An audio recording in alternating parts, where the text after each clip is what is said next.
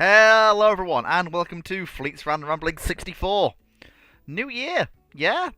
It's only 2 days away now. We're nearly there, if you can believe it. Yeah. New year. I had a very good Christmas period. It really was nice to It was really nice to see a lot of my family. But now I'm ready to get back into the normal swing of things that you've all been familiar and come to expect. So, without much further ado, now that I'll let the Patreons know what's going on, and obviously we can get the Discord audience from the Dry Dock in.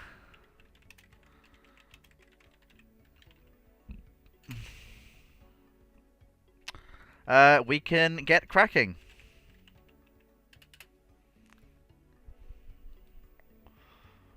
Obviously, we've got so 2 questions from Timu Locker. Obviously, owing to the whole thing with Christmas break, I'll answer them now because the first one's really easy to answer. Timu Locker asks, "Why Fleet haven't you watched the lovely anime series that my followers like? Girls and Panzer, Azure Lane, Kantai Collection, etc." Well, basically down to the fact that A, I don't really have the time. B, I don't really have access to them. I'd have to pay to get access to them. No, you don't. And 3, I have moved past the point where I enjoy watching those series. I did when I was younger, but I don't enjoy watching them anymore. And it's been so long since I've watched them that I've lost a lot of the knowledge that I used to have about them. And I just have no desire to watch them again. And I understand a lot of the audience likes them, but it's a personal thing. I just have no desire to go and watch them again. What are we talking about? The question was basically why hasn't he watched most of the series? Followers enjoy stuff like Girls and Panzer and basically various different anime ones. Oh, okay. It just boils down to being as simple as I would that. say the It's argument not... of that they cost money is not an accurate one because the sheer number of places that are actually legal and can watch anime online. There are, but That is also free. Ali Burke from Teemo Wish. Does probably. feel a bit that way, doesn't it? Yeah, probably. But very quickly to answer Timu's next question. In the Ages of Mankind, who is the best admiral of any nation according to the Ramblings panel, and who is the worst? So you've cast the net across all of human history. That's too wide to answer, in my opinion. No, I actually can answer that very easily. It's whoever's idea it was to take on the Persian, to fight the naval engagement that runs parallel to the land battle that we know stylized in 300, Thermopylae. There is a naval engagement that runs parallel to it to prevent the Persians from outflanking the Greeks. And I wouldn't call them the best admiral in history, though. Well, the reason I say this is simply because they were outnumbered, outmanned, outmassed, and they still won. That doesn't make them the best admiral in history, though. It Considering makes them good for that battle. Considering that Like, arguably, you could raise Beatty as a better one for what he does at post-war. No, but the thing is, Dragon, the reason I say this is because they got there first. That's one of the first major naval engagements in antiquity. Doesn't make them the best, though. I was asked my opinion. I've given my opinion. Yep, I know. That's why I'm saying I don't. If they're spreading the net that yeah. wide, I go for the low-hanging fruit. It's that simple. Because it's so far in. I'm trying to remember his name. What's the Athenian or the Athenian one? That's I believe that's who I'm talking about. Oh, okay. But yes, so here we go. Like I say, apologies for the But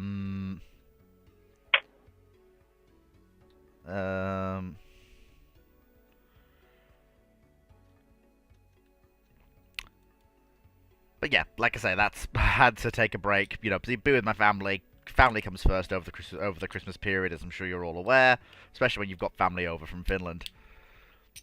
Right. Understandably so. So, without further ado, with everything in place, we can now get cracking with the normal Discord and Patreon questions. So, The ones for the record, the ones I can find are Themistocles and Eurybates. they sound Were the two familiar.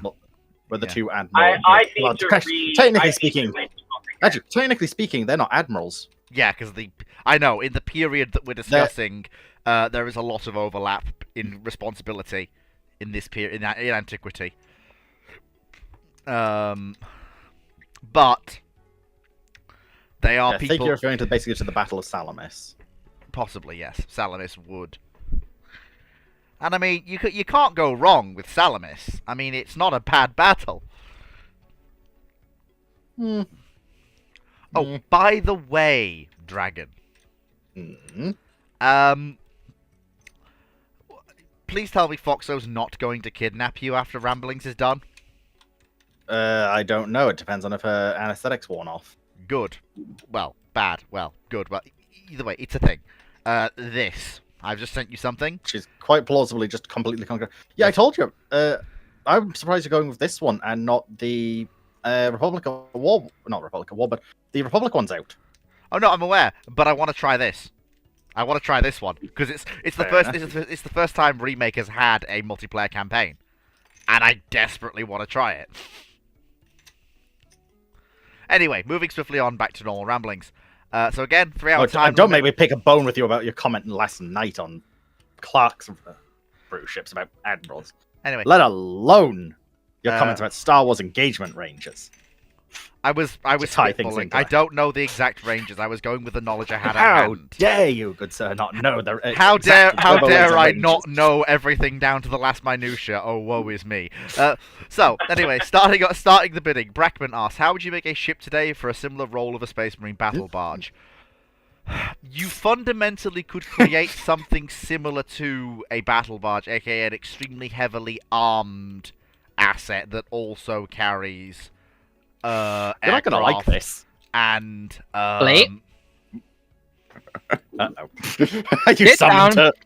And shut the fuck up. Because as last night showed, you have no fucking clue what you're talking about with Warhammer. Shut up, Foxo. No, that's not true. She's at not all. wrong. No. I'm sorry, but the Imperium not knowing how to do ECM. I didn't say the Imperium doesn't know how to do You did. CDM. That was Dr. You did. Clark. That was Dr. Clark. No, you No, did. actually. you did. You brought it up about how the Imperium has much shot at Star Wars ECM would have to ravage the Imperial ship. Wait. Well, no, I didn't say Star Wars Thanks, ECM would you run don't. the Imperial ECM. fleet. I Eh. said it would I enable got it Star up. Wars I ships got it to up from last engage- night's stream. You did. Anyway, back to Black And it's more of the fact that you were so monumentally wrong. This doesn't need Should've to be heard her brought up afterwards. now. Anyway, No, it does, because it annoys me when you talk out your ass, and this is a Warhammer question, and you're talking out your ass again. There's not Right, that much actually- information on ES. Like the Imperial There is, Navy actually. uses servitors. There is. And, like they don't have electronic warfare in the It's traditional called the sense. Mechanicum. There's entire books about how they do ECM, especially against demons. Literal demons that can possess. to go quickly back to Brackman's question, how do you make a ship that does a similar role of a Space Marine battle barge? You're basically talking about really an not- LH. You're really basi- not going to like it. Yeah, you're basically No, talking about you're an not talking LHA. LHA. It's called an Iowa class battleship with its marine no. complement. Actually, it's worse than that, Foxo. You're actually talking about a battle carrier. There's no such thing in the modern era. Yeah, No, but how you would make one today is you it basically should build a have battle to- carrier. Probably a missile put- cruiser aviation ship. No. But yeah. No. You use cannons. Fleet. Do you know what a fucking battle barge is? I know what a fucking battle barge is. It's a massive. What's a battle barge? It's a planetary assault craft, Not true, battleship, actually. and carrier No. all rolled into one. No. No. That's what it is. Essentially a battleship where they've replaced one of the gun decks with a carrier bay, Yes. So and its dorsal guns have been replaced. Its underside guns have been replaced with bombardment cannons mhm. instead of space combat cannons. And, So they it- can and And it- be- these and it are can also carry- essentially battleships that and- they've put a Flight Wasn't deck on. the And question of course, you know, roll How do you because make the rather whole than ability to Well, no, carry. execution? No, it's just it's how do you make a similar roll? The thing would be Again, you would. it would be I don't honestly. you would You- build a battle carrier. no. You'd build a have you'd take an LHA and basically extend it into being also a guided missile cruiser at the same No, time. because In the No, you modern wouldn't. era. Because In the missiles modern aren't era. used for the same role. No, but that's But that's not. No, it says ship today for the similar role. We do not For a use similar role. naval You don't- gunfire for shore bombardment in the modern era. Yes, you do. Not But, if but you're- here's the thing: not if you've got any Space brain Marines cells, you know. aren't allowed ship-to-ship missiles. They They can are, actually. cheat. No, they can cheat with torpedoes. No, I'm aware of that, But Foxo. it's when you see in stuff like the Solar War, the actual Solar War ship-to-ship missiles, Space Marines are banned from. Yes, I know Oh, that. Right, I know in Right, setting please. that's how things are, but we're But yeah, not but talking bringing about things back- creating a ship in setting. But no, we're but- talking about creating a but- ship in the modern era that can do Yeah, the yeah, yeah. same But role. fleet, that's one of the restrictions that defines the battle barge. It can't carry missiles. It can only carry a small number of torpedoes. Yes, but if we're creating something for a similar role in the modern era, which is an extremely heavily armed surface combatant that can also carry aircraft and deploy troops by itself, because that is one of the other things Battle Barge can do, you are talking about stretching a landing helicopter assault ship out. You stick giving guns. You basically stick heavy caliber cannons on it. No. No, You you- stretch an Iowa class. Yeah. No, that's not. That's You're because- No, that's not the question. We do not carry over It 40k is. restrictions It into is. the modern It day. is. No, I'm it not isn't. carrying over. battle barge equivalent in the modern day. Yes, that we don't A have the battle 40k barge restrictions. It's a direct parallel to the battleship. We do not have 40k restrictions. But In the even modern going beyond day. 40, No, fleet. If you're not running with the same restrictions as the battle barge, you're not making equivalent to the battle barge. barge. Well, She's got a point there, Fleet. at At that point, you are twisting it so much that you could say it's something entirely different, Well, and it's yes. no longer a battle barge. Yeah, at that point you could just point at the Kuznetsov and just go, "It's a battle barge." no, 'Cause it could that's, carry marines. It had anti-ship missiles. it can't deploy those marines to shore though. It doesn't have any She can- landing it can. boats. She can. She's got small boats. She could. Yes, but that's not the same thing. They're not amphibious assault craft. Not like that's not.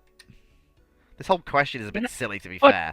No, No, but but like, a no, Space Space Fleet- Marine Fleet- battle barge really isn't a simple. planetary assault craft. Yes, it is. What It's- No. No, it's not. That it literally you- is. No, no, Fleet, right, Fleet. Let the people who actually know a bit more about 40k talk for a moment. They're not.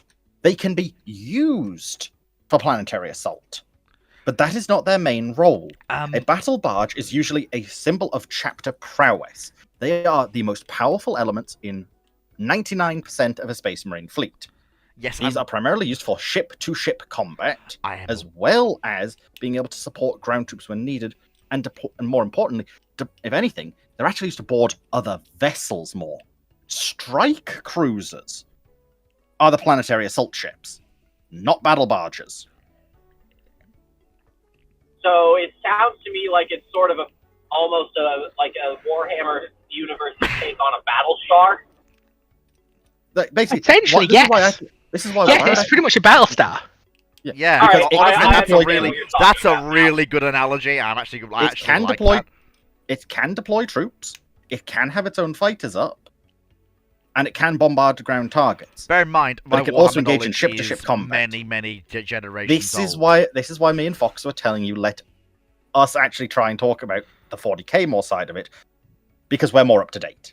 True. to be but brutally It honest. could be that I'm running under Now- what used to be true and now is not. No, it's Even definitely they- true though.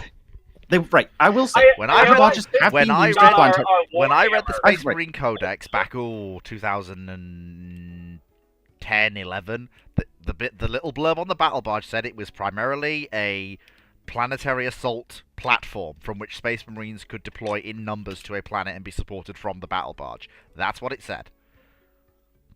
It didn't say anything about ship-to-ship combat. It said yes, it They- could. It said Yeah, but I'm sorry, but Battlefleet Gothic, the original manuals, have battle barges been a subclass of battleships. Yes, That their defining difference is So- they carry Space Marines. So also, to going off that, they also are. You're not necessarily wrong, Fleet, either. This is the thing where it's just your knowledge is wrong in the wrong way. yes, they are used for planetary assault quite extensively because they've got the largest carrying capacity and can deploy the most ordnance. But that's not their primary role.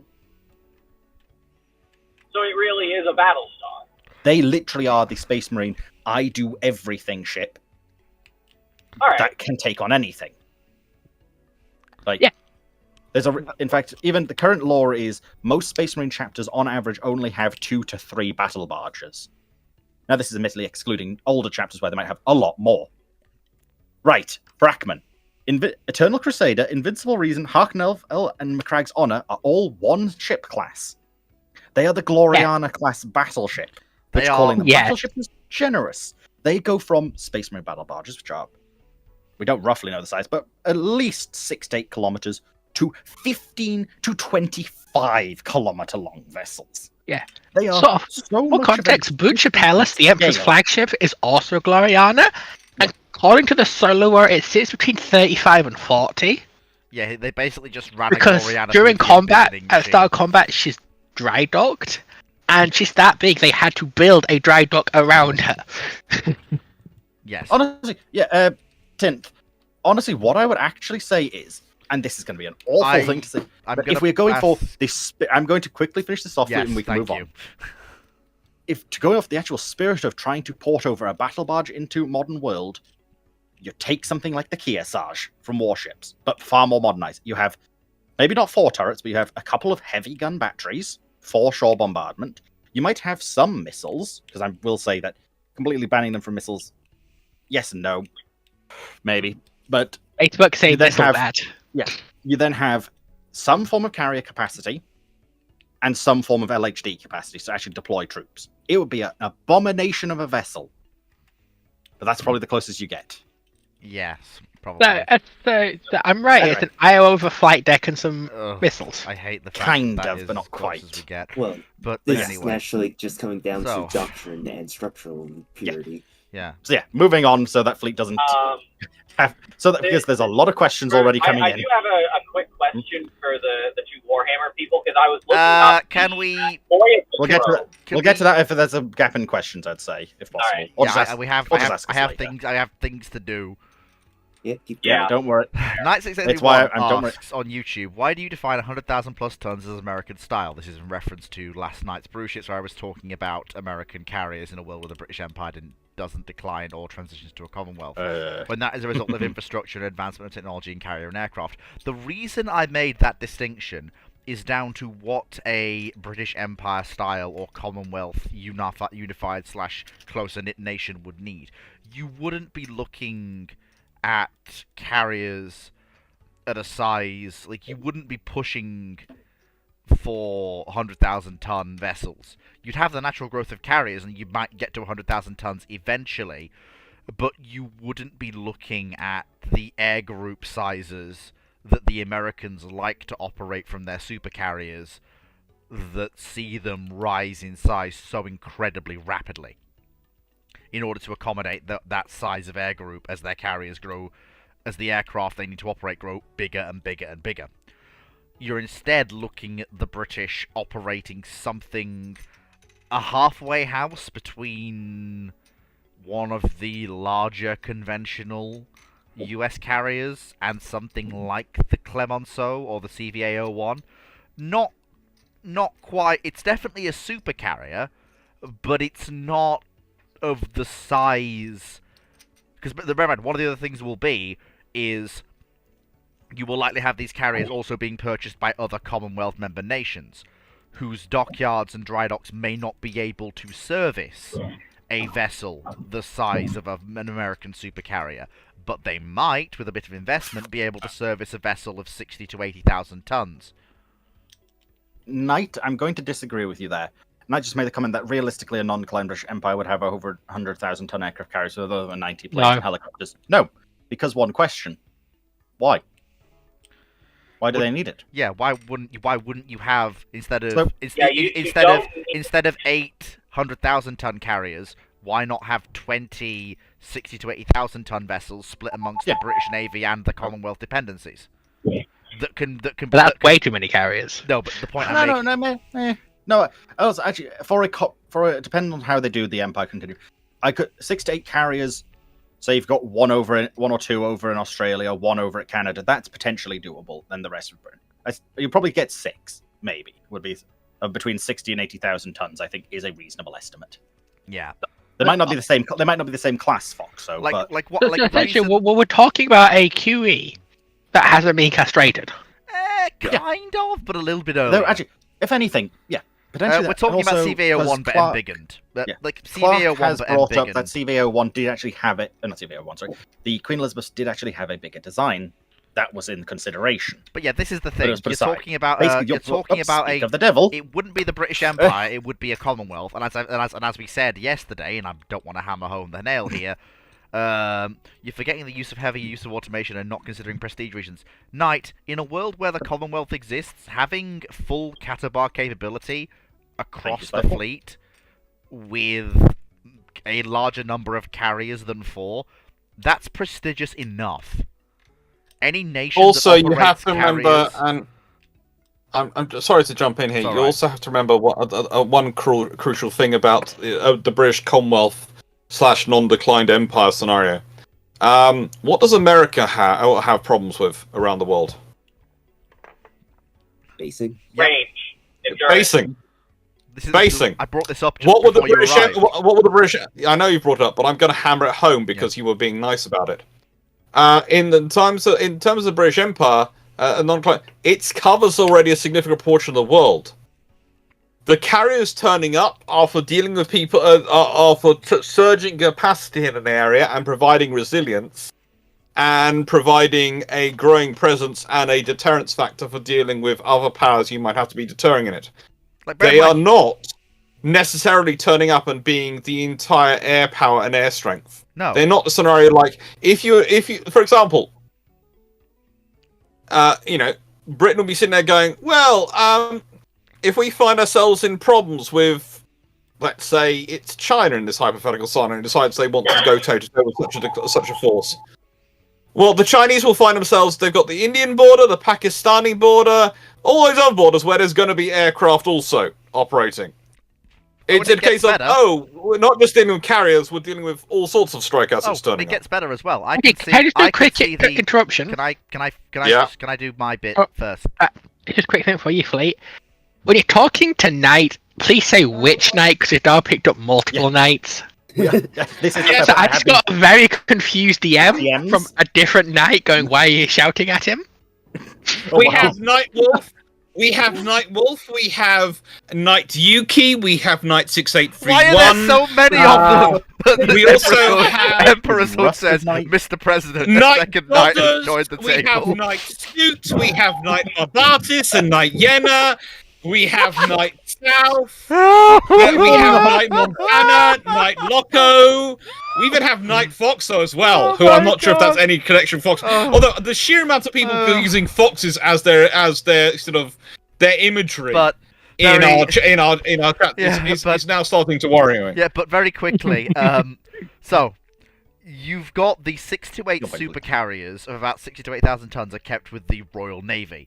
But it would not surprise me if during the 60s and 70s, as the various states achieve full independence and integration into the Commonwealth, you see something like CVA-01, something the size of CVA-01 being built and offered to the Australians, the Canadians, the Indians, the Pakistanis, the South Africans, as a carrier or a pair of carriers to structure their fleets around, so that if excrement hits the fan, those forces are the Johnny on the spot, basically, until the British show up with carrier task groups centered around super carriers. And I think those super carriers would be very much structured as a around turning up as a multi-carrier force. Oh, completely. It would not be, say, so one and done. It would be a case of, because the Royal Navy always did like the idea of multi-carrier forces. Knight is inquiring, do we have a good knight? No, that's Knight Mitchell who's inquired that. Oh my god. That's Knight Mitchell. Oh, no, stop, please. Look, Ah! Not knight, no. Knight's starting with an N hood, not a K. Oh, Was the exact quote. right. Okay. Knight, So yeah, after that little diversion, off we go again. Benno says, so about this boat. What about it? yes, the new. Basically, it's the new North Korean ship, from what I've been hearing. I think we've got a picture of it. Oh, and they're that's, I think, building. it. They're building an actual ocean-going warship. That's silly of them.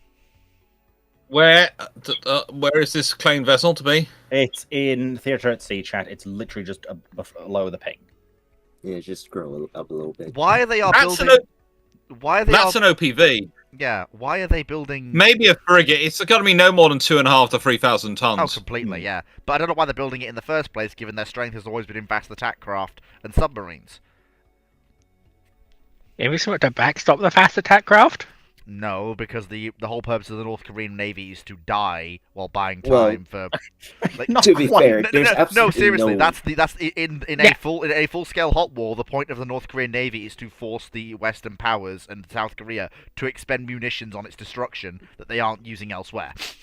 At least It's they That's have a taking type- Americans long enough. Oh, for goodness sake, that's just a Type 054 slightly scaled down. It literally is. It's a Type 054 scaled down. I'm just saying. It's a Chinese frigate. It's a Chinese patrol frigate. Oh, There's dear. no particular reason or practical reason why the North Korean has to build something like this. Well, there It's is. just- There's ego and status. Yeah, Of the, well, you know, yeah. in look, in nicest way, is North Korea a dictatorship? Yes. Are they therefore run by a dictator? Here we go again. Oh, very funny. Well, Dictator. yes. So yeah, stop thinking about it too practically. Therefore, they need. Well, there is the point. Is therefore they need to feel that they have a very large something, and normally that results in them building big ships.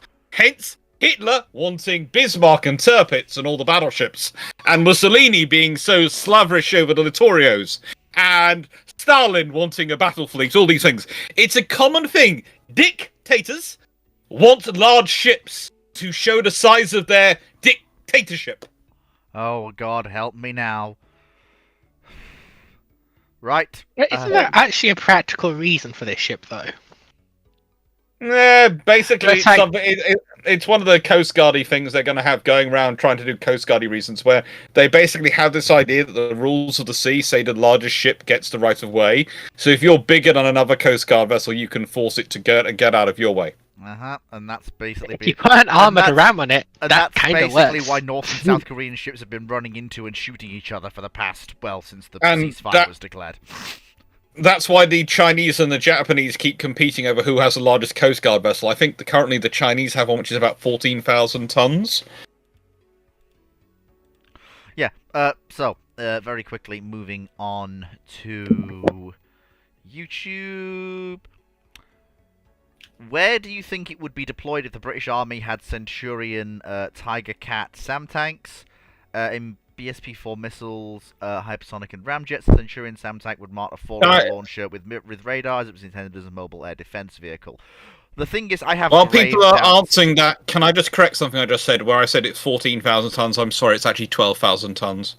Yeah, I was gonna Sorry, say, the largest Coast Guard. I was out by 2,000 tons from memory. I do apologise. Because you really need a 12,000 ton Coast Guard ship. You really do need something with 12,000 tons well, first of to all, do Coast Guard roles. Well, first of all, I'd consider an investigation into whoever approved the idea of a Centurion Tiger Cat SAM tank, and how much they were bribed to accept a vehicle into service, given how useless the Tiger Cat is as a surface-to-air missile. You're suggesting bribery. I would suggest I would be checking their drug supply, That and as whatever well. it is, it's probably very high grade.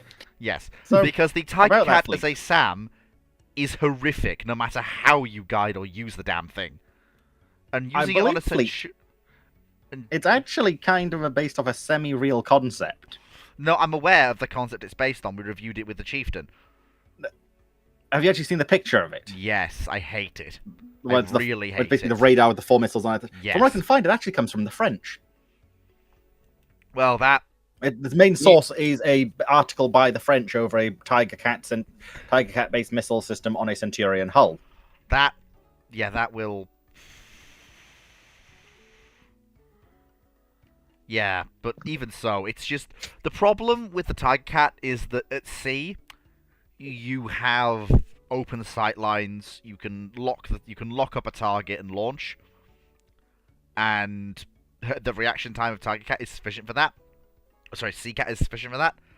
On land, given the missile's short range, by the time you've locked up an aircraft, it's approaching you at speed and probably has already released its bombs or fired its rockets. And you now have to basically be preparing to track the vehicle round, assuming you survive the bombs and rockets, to then fire a missile after the aircraft as it's flying away. Oh, why? Whereas if you Who- had a pair of even a machine gun or a Bofors anti-aircraft 40mm, you could be putting lead downrange that makes that aircraft think twice about finishing that run. Yeah, but once if the aircraft's at altitude using these fancy stabilized bombing sites that are coming into service, Well, in that case, then heaven forbid, well, in a that- radar site. Well, in that case, then God help you, because the Tiger Cat still can't reach it because it'll be above the missile's altitude ceiling to engage. It is a point Would it? defense. Yes, Not really. it is a point defense weapon, and it sucks. It has abysmal Yeah, range. I mean, you don't. It's like a lot of the point of anti-aircraft weapons isn't to shoot down aircraft; it's to keep aircraft away. Foxo, the Tiger And Cat pilots can't even don't do like that. flying against SAMs. They can't even do that though. The Tiger Cat has a range of it's measured in single-digit kilometers. That's not enough to hit something that's flying at decent altitude with guided bombs or missiles. So 5 Chieftain kilometers. has stated- 5 kilometers. It's that's not even enough to If give you... if it gets the bomber to turn, the bomber will miss. so as For how Chieftain early has guided stated, bombs work. the entire issue with putting Tiger Cat on a Centurion chassis is the fact that you're intending to put that thing into terrains where it could interfere with the operation of the system. The system will probably work perfectly fine, as he stated, that it at an open field, like an airfield, or like if you put it high in the mountain where, it has clear line of sights. But if you put it on the Centurion, you're going to bound to put it anywhere near the close to the front line where there's possible things to get in the way, interfering with the radar. Hence his statement of you're more likely going to have more deterrents firing a bunch of Bofors or machine guns into the air than a Tiger Cat. Because from what I can find, there was the British, well, I say army, but actually the Air Force did adopt the Tiger Cat missile system for airfield a while. defense. Yeah. So between what's it called 67 and 78, Yeah. eventually being replaced by Rapier, which is probably a good thing. So I can loosely see the logic. No, yeah, I just don't can, think it's good Oh logic. yeah, no, I can see the logical thought process for why it was considered, but it shouldn't, under no circumstances, Also- be adopted. Why would you Okay. why would you use a Centurion Because it hull, wasn't. really? Yeah, I mean, there are. What year is this? Oh, when was the Centurion The- Tiger? I mean, Cat well, this would considered? be 68 or 67. Yeah, the Centurion's leaving service, and you've got a shit ton of hulls. And a lot of those hulls were built in the 50s and have a lot of lifetime on them. Yeah. It's money. There's a reason we kept the Centurion Avries around that long. Yeah, but that's because the Avries were very good. Like, I mean, it's I'd rather an be a chieftain interesting- Avery. Like, it's a really but- interesting It depends because the proposal. Chieftain Avery doesn't have the demolition gun, Ooh. so it depends on the purpose. I would prefer a Centurion Aviary over a Chieftain Aviary, depending on what war I Yeah, but want. If I want to My blow point up that is, bunker a over lot of there- the late Avries you see going into the Gulf War are based off the are built on the last production models of Centurions that were converted in the 60s and 70s, I want to say. I mean, if you've got the hulls, you've got the missiles, you've got the gapping capability, you might as well, I suppose.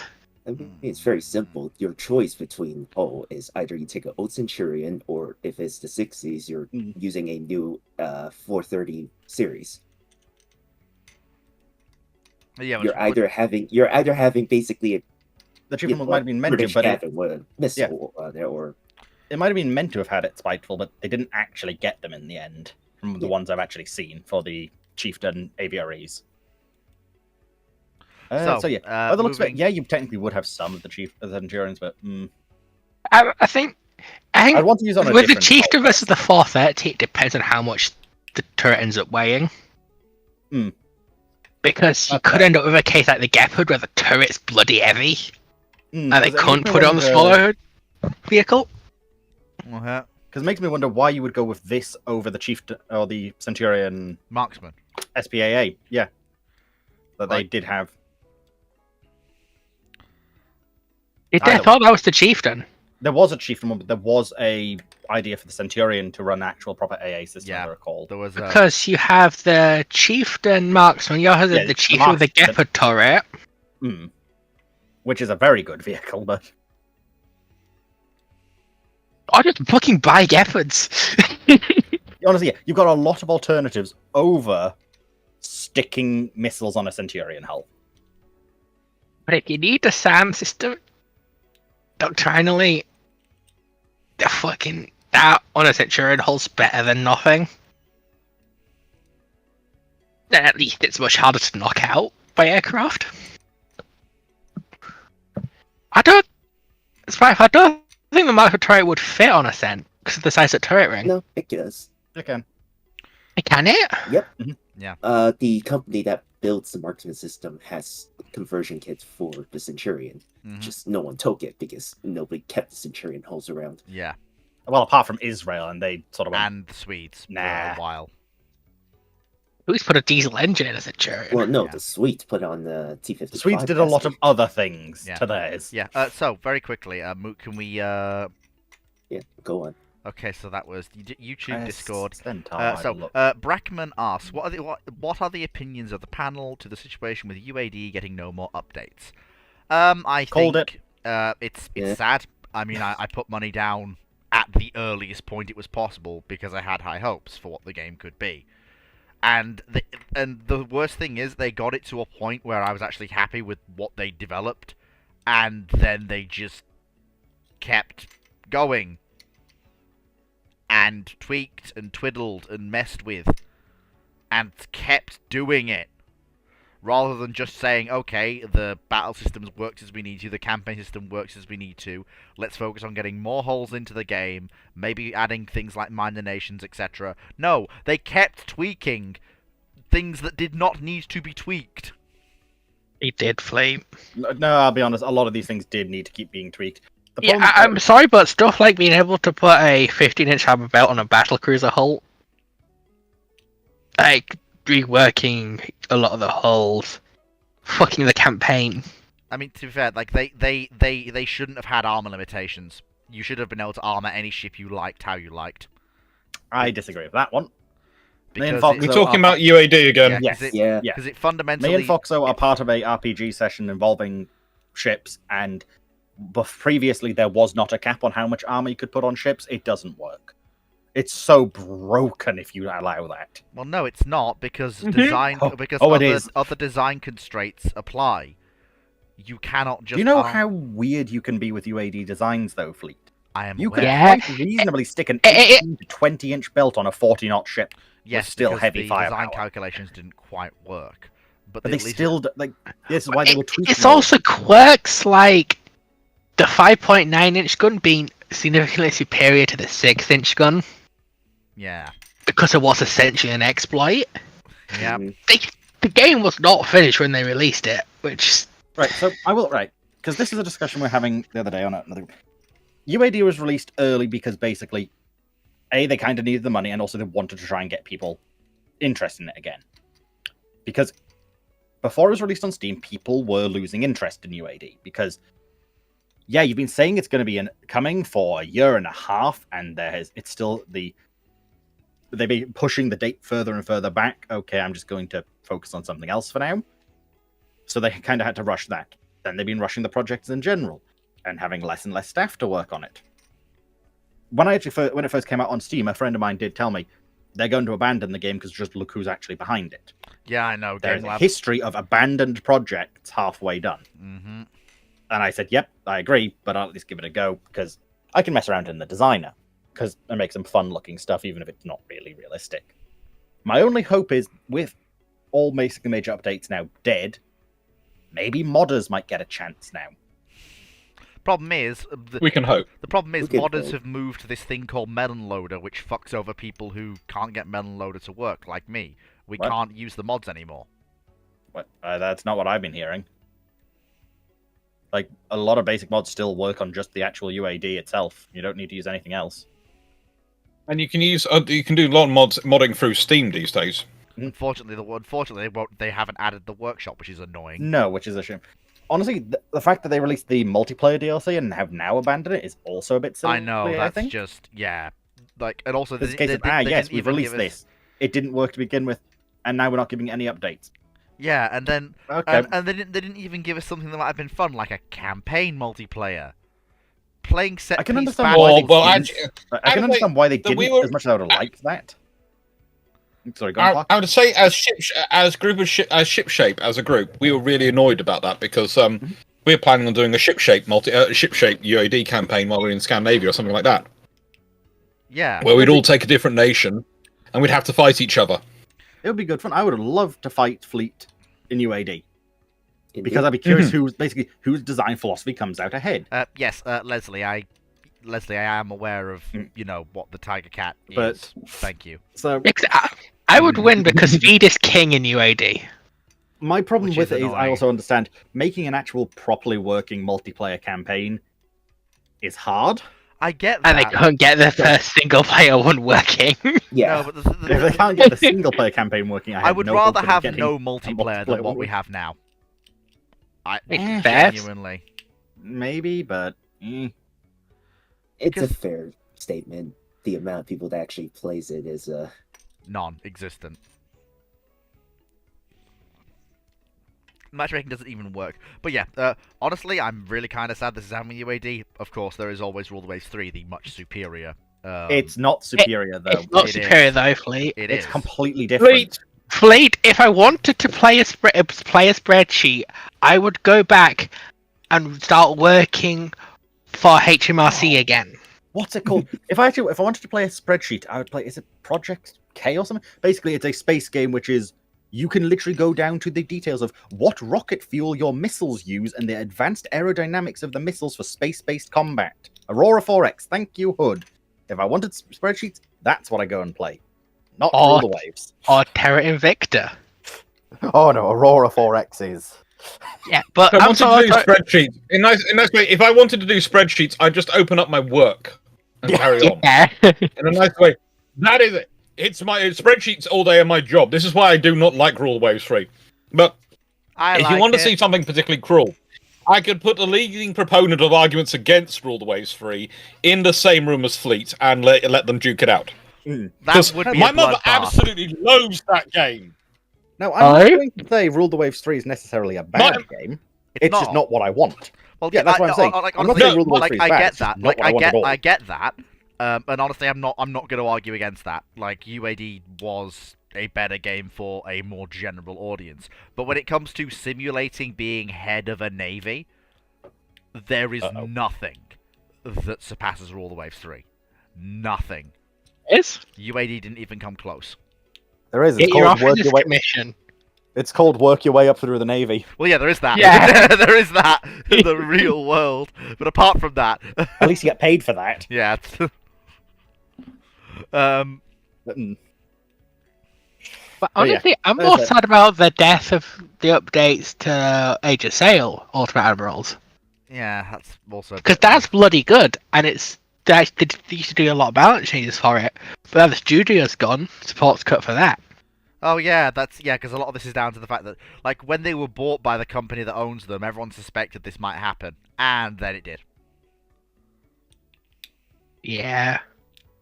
Like before they were bought by that studio, we were all fairly confident that they would keep working Well, on their projects. I wasn't. Like, I wasn't was because it's much harder to model dreadnoughts than it is It's Age of Sail something- warships. keep in mind, they are used to Civil War style games and very early Age of Sail / monitors. Oh no! You could... Ultimate Admirals does shift the line Yeah, but up to sort of Battle of Trafalgar time period. they are not. They have never done anything modern, really. I mean, they're never gonna get a sentence with Trinidad. They've been teasing. It's a shame, but I saw it coming, and hopefully this means modders can do better because I still hate the fact you can't choose how your turrets look on your ships. Yeah. Like, I adore the 15-inch Mark I design we see on the Queen Elizabeths and such. I just want that style of turrets throughout the campaign instead of this. Basically, what if we just scale up the twin turret from what's called King George V? It's like, no, this isn't what I want, thanks. I want a nice, actually rounded turret that looks nice. I know it might not be as most efficient, but yeah, I play UAD for the visuals, if anything. It's subjective. I do like the very boxy square turrets. I don't mind the boxy turrets, but I prefer the option. On certain ships, I agree the boxy turrets work. But for us, I want. I think we should have a vote. Does Mo's liking of the boxing turrets put them in the same category as Fleet's liking Hosh? I And think the vote will be now Oh, good for the fine. group. Counterpart, Do we I like the agree? boxy turrets. Box turrets work on certain designs, stuff like the Lions to a degree. But when they are actually like the straight up cube turrets or they're just biscuit boxes, no, I hate those. Oh no, it's stuff like the Vickers box. The Vickers turrets for the 15-inch 45. Those look nice. Yeah, but I don't think we even get those properly. No, you don't. In UAD, you don't get even proper boxy turrets. You don't. You basically just get King George You V get what turrets. you get what I. No, you Sorry. get Crichton turrets. Oh, They look more okay. like Crichton's head than they do look. I think King George V battle. King You're George V not turrets. wrong. Go and have a look at them. Literally, go look at I them. agree. You will see they look closer to Crichton's head than they do. And for those who don't know what I'm talking about, please go watch a program called Red Dwarf. Crichton is I'm the gonna say- android. Watch Red Dwarf until the vending machines have their little revolution. Because it peaks at that point and it never catches up. So, for What? next question, Next. You're never going to have a bit. 9831 asks, do you consider the Land Wolf Sam and the Land Dart Sam to be missed opportunities? I presume he's talking about potential land-based versions of the Sea Wolf and Sea Dart. Now, I'm looking through Wikipedia right now, just a cursory glance, and I don't see any indication that there was ever a proposal to create land-based versions of either of these weapons. There was. Well, if there were, You don't know.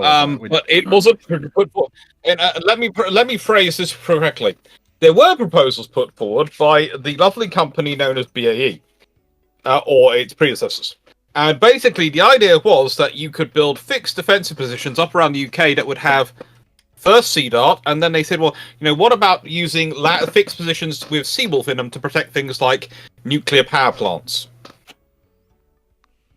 So the idea was that, you would build your own British-based defense system. The other option was to buy American. In the end, they didn't buy anyone's systems. But it was basically, it's how do you defend things like nuclear power stations in a major war, and conventional power stations in a major war. yeah. Things which are key parts of infrastructure, and it's all about putting in fixed. And they're talking about building fixed installations, etc. They're not mobile assets, and you've got a choice of you either buy American equipment if you're Britain at this point, or you can buy French, or you can use the British naval missiles because Britain doesn't produce land-based missiles, just missiles from land. They only produce the naval missiles, so it's always a case of we'll use land version. And if you consider that thinking has come full way with the Sea Scepter, because you've got Land Scepter and you've got the CAM system, whole system, which has an air-to-air version, sea-to-air version, and a land-to-air version, or surface-to-air version. Mm-hmm. It's the idea is basically this is the missile program Britain has, so this is what we can offer you for this program. I think it would have been interesting because if it had carried on, then you probably had it would have shared costs of things. Sort of things if you consider. If the cost of the missile program for the Type 45s and the radar systems were shared with this sort of hypothetical land force providing air defense, the missile air defense layer for the UK, that could well have reduced prices. It also could have incentivized building slightly more of them because there's going to be that synergies of scale. Because kind of like land-based Aegis, you'd have maybe 4 or 5 land destroyers. Or land 45s systems Hmm. to defend the whole of the UK.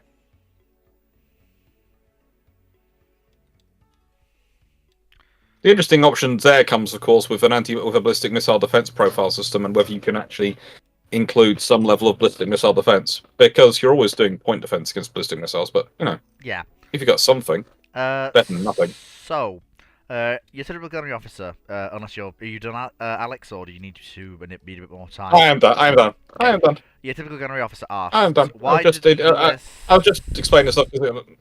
Yeah. Yeah. Sure. Why did the US Army have the 105mm gun Sherman tank with a 360-degree traversable turret? Was it an upgrade from the M8 Scott? The US already had the M7 Priest for the job with the same size gun. Well, rule number one, if you do not send an M7 Priest into a high-threat environment. That's just asking to get the Priest knocked out. Rule number two, the 105 gun Sherman is designed for rolling up to something that is hard and engaging it over open sight directly. It is a heavy assault gun. That is its purpose. The M8 Scott is the light assault gun, the 105 Sherman is the heavy assault gun. You do not roll up an M7 Priest to a fortified bunker, because the M7 Priest is liable to get its teeth kicked in through lack of awareness and inability to adequately respond to threats. Also, someone dropping a grenade. In British service, they were used for that, and they did quite well.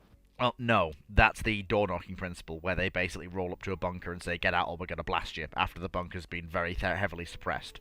In the direct assault gun role, they did not serve.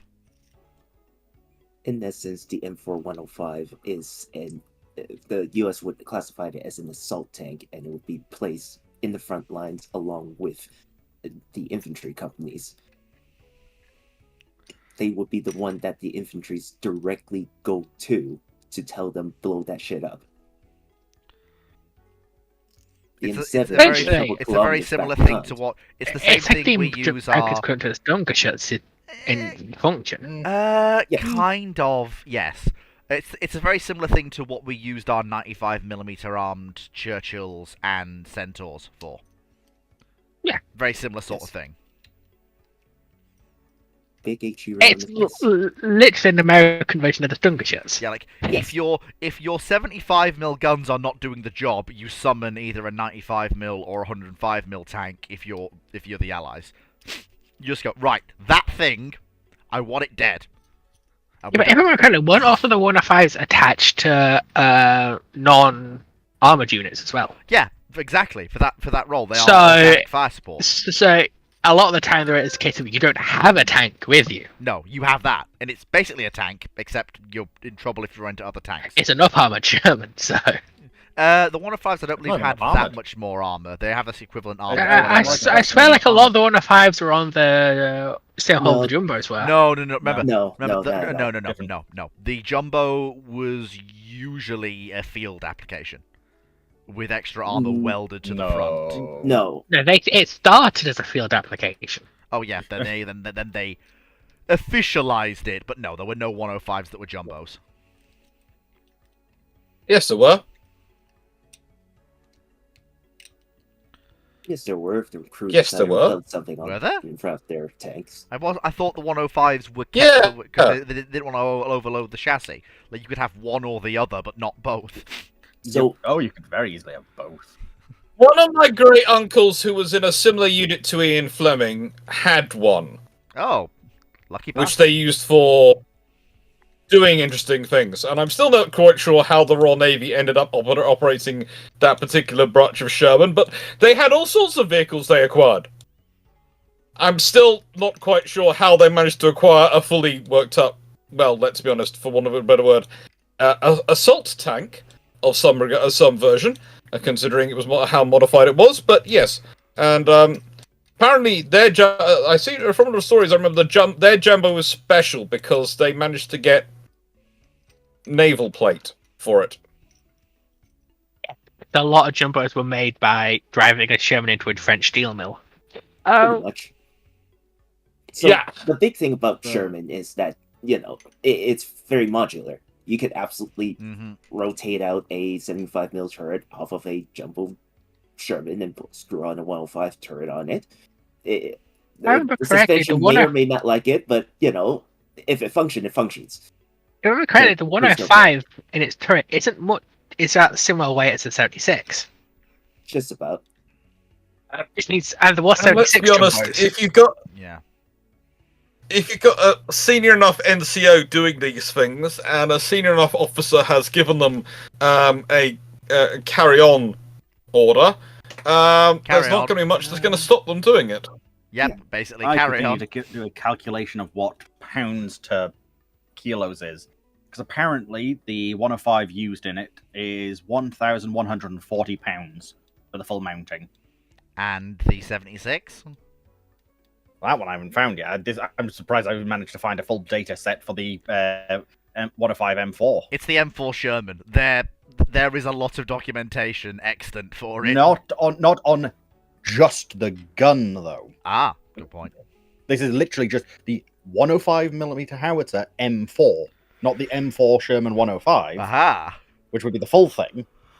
This is explicitly just the The gun. niche documentation has been discovered. Praise be to the interwebs. Huh, it actually had a lot of different rounds. That doesn't surprise me. Wasn't there a giant shotgun round for it? Yes. Ballistic canister, VT, Yeah, canister. what's called HE, high explosive anti-tank, and a few others as well. Yep. Right. But, yeah. So, what is the next question? It'll be YouTube. Ah, yes, 1971. If the Royal Navy had 6 invincible class-like carriers, does Invincible, Illustrious, Indomitable, Implacable, Indefatigable, and Art Royal sound like the names the Royal Navy would go for? I'm going to turn that one over to Alex Clark. I need a quick 2-minute sabbatical. Okay, let's clarify this question again, just to make sure I get it exactly right. If they have... Dragon, can you do me a favor? yeah. Oh, yeah. If the Royal Navy had 6 invincible class-like carriers, does Invincible, Illustrious, Indomitable, Implacable, Indefatigable, and Arc Royal sound like names the Army would go for? This is It that is would- exact. Honestly, that probably would make sense, but I think it'd probably go Invincible, Illustrious, Arc Royal, Indomitable, Implacable, and Indefatigable. Probably. There is a possibility that an Eagle sneaks in there. There is always a possibility an Eagle sneaks in there because that is such a long history of the Royal Navy and aircraft carrier operations. So there's always a possibility that an Eagle it becomes Invincible, Illustrious, Eagle. Invincible, Illustrious, Arc Royal, Indomitable, Indomitable, Implacable, and Eagle. More than Indefatigable, because Indefatigable just comes slightly down the order of priorities. But yeah, it's quite likely. The Royal Navy will keep to I names. They did it for our other Arc Royal, and I said Eagle's the only one which might be, and also another special one which will come in. Alright, what's the next question? See how many we can get through before Fleet gets back. That would be a YouTube, which would be from Gunnery Officer. Would you call the Montana class a super battleship? Does the same apply for the Lion class? No and no. They're not super battleships. They're just how battleships have evolved. Let's be honest. As I keep trying to explain when I'm talking about the spectrum of battleships and how they're growing, it's in many ways as much a function of their engines and their power density as it is a function of everything else. As you can get more power out of a reduced tonnage and a reduced space of engines, you can afford to put in more armor. You can do as things get more efficient and get improved, you can make better and better versions of what you have. So they are just that generations of battleships. They're in many ways the American Not even the American Yamatos. equivalent definitely to the Yamatos. Yeah, not even the Yamatos can be called Yamatos super aren't super battleships. battleships. No, there's no such thing. The term doesn't exist. Well, no, the term exists. Well, but They can it only doesn't apply to it. they can only do 20. The Yamatos can only do 27 knots. They're not even fast battleships. Okay, they're not even fast battleships. They They're only just can do battleships. 27 knots. They're just But they're not battleships. dreadnoughts either, are they? Though. By technical definition, So yes, remember, they are. Foxo, Cycle. remember these terms sort of move and shift as fleet speeds increase through They're relative. the steam and steel era. The standard battleship speed really starts moving, and and I'm curious to hear your thoughts on this one, Alex. Really starts moving towards the high 20 knots as carriers become increasingly more prevalent in fleets in the late 30s and into the 40s. And it's the It's partially legacy to do with carriers, ships but also that it's kind partially of to don't meet that, but the new builds pretty much standardize on that 26 to 28 knot range. It's basically, it's not just the fact of it's carriers coming in, but also it's the fact of you've got less and less battleships and you need to cover more area with them. Yeah. If you're Britain and you're looking at covering the entire empire with there's a reason we're going for 28 knots, and there's a reason why. To be honest, the fast battleship designation of 28 knots happens around about the same time as the Queen Elizabeth class. They start off at being 26 knots, would be fine to be a fast battleship, and then by the end it's 28 knots, because the speed is defined as 28 knots, as that's to keep up with the cruiser line. That's the thing. A fast battleship is designed as a battleship which can battleship which can fight another battleship, and which can maintain contact with the cruiser line. So it's got to be able to do 28 knots. That's considered the speed for. So that is why we have that speed. That's why I can make that declaration about the Yamato class not being a fast battleship. They are still a battleship, and they are still relatively fast, especially considering to their World War I counterparts, because they don't achieve that 28 knots of speed. Now, here's the interesting thing, of course, though. The Yamatos were 27 knots under forced draft conditions, as we understand their engines. Mm-hmm. The Nelson and Rodney and that class were 23 knots, not using forced draft. They had forced draft built in, but the Royal Navy didn't use forced draft and wouldn't authorize it until wartime. So their peacetime and all their stats given to them are for them operating without forced draft going on. And as we all know, forced draft can increase your speed and your efficiency because of the amount of air and pressure of oxygen it puts into the engines, into the boilers specifically, by quite a large amount. So there's a debate as to how fast the Nelson and Rodney were because of that, in many ways. I would also say the interesting thing for me is when I look at some of the American ships as well, because, again, as a rule, the Americans copy the Royal Navy on this one, and they don't lie. They just tell everyone, well, this is what we do under normal conditions. Forced draft causes our engines to wear out a lot quicker than if we do it normally. So, of course, we don't do that under normal conditions, so all the testing is conducted under normal conditions, and this is what our ships operate as. And that's the figures they give when they're giving the official speeds for things, especially the legend speeds. They're worked out not including forced draft. But they're all built to be able to do forced draft, i.e. to pressurize their boiler rooms and maintain a positive air pressure down there. So, yeah, the speeds is an interesting thing, but it's one of those things of when we're talking about the speeds of ships, etc. The older I get, the more time I spend in this, the more and more I get to the point where I honestly find the speed debates almost a little bit academic between ships, because the different navies run such different things. And the reason we know the Japanese, their full speed, 27 knots, etc., and their forced draft for the Yamatos, etc., is because the Japanese are trying everything they can to make their speed sound as big as it possibly can do for the Yamatos, because they very quickly realized that they didn't get as much power much power out of their turbines and engines as they wanted to. They wanted them to be faster. They did want a faster ship. You have to remember the Japanese were building fast battleships at the end of World War I. That's what they were aiming. When the treaties are going through, they have a class of battle cruisers, a class of traditional sort of battleships, and they have two classes of fast battleships planned. That's what they wanted. And the reason they wanted fast battleships was because they needed that strategic maneuverability. And that's what a lot of fast battleship designs are about. They're about strategic maneuverability, which the carriers take on, especially for the Americans, the Lexington and Saratoga, because they're battle cruiser hulls. So they come with strategic maneuverability built into them. The Lexington class were all about strategic maneuverability and being able to put ships where you needed to put them around the world. And the Lexington and Saratoga get that from that battlecruiser class, and they build on it, and the American carrier program builds on it ever since.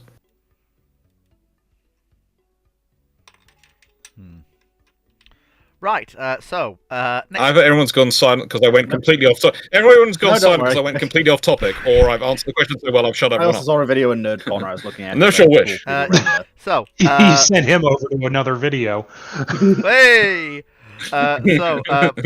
USS Montana 67 on YouTube asks, how would you refit Yavuz to keep the ship relevant in the 50s? Fundamentally, You don't. You can't. There's, You there's, there's, a, cry.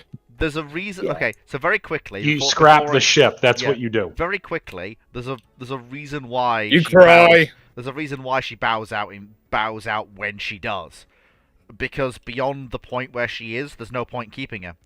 Up until that point, she's viable as a deterrent to the Russian Navy in the Black Sea.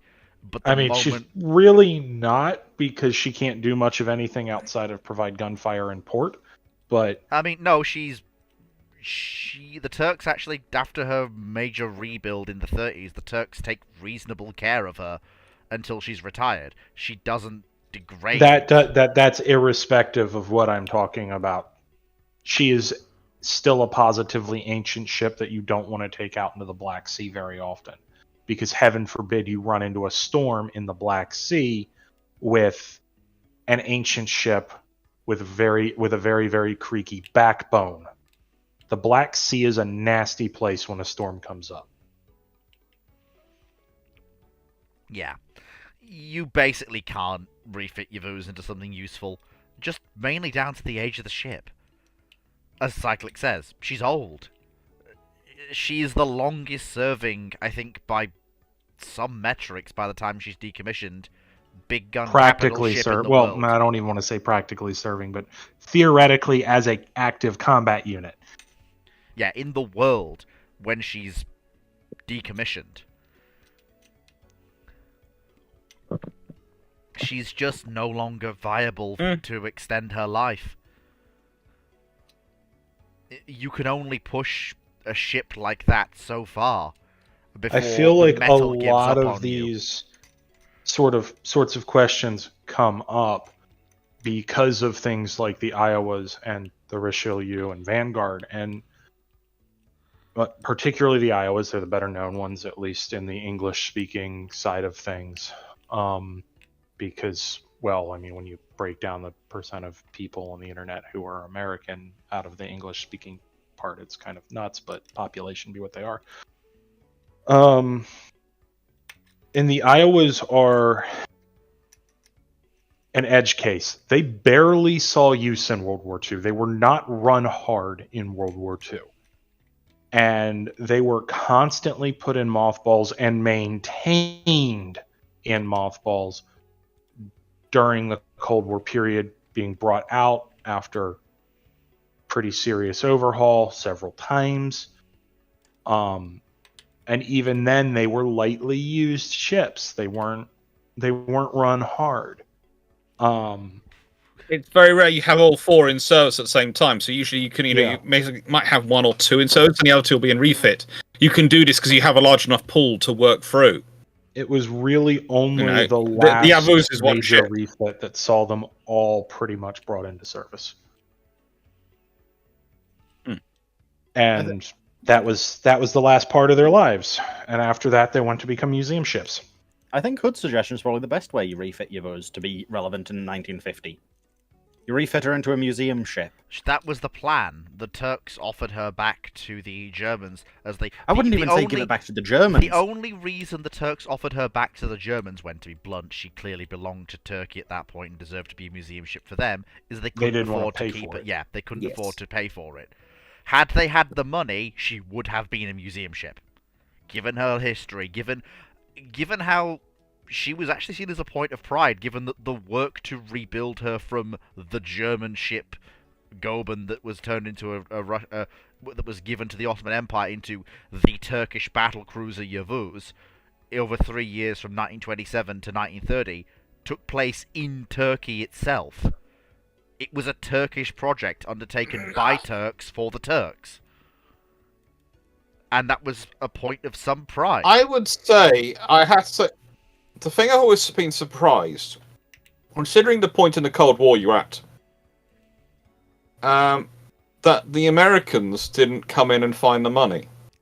I always thought that would have been an easy win to firm up their relationship with Turkey for an American ambassador turn around to one of the major American companies and go, "You fancy sponsoring turning this into a museum in the name of niceness?" Because it would have been an easy win, especially for some of the American companies which were seeking to do business in Turkey at the time. Right, no one did it. In the 50s in the US, there really wasn't a thought to museum ships all that much. For like even ships of yore for America, let alone using that as influence for another country, because for the most part, it just wasn't a line of thought, even for us.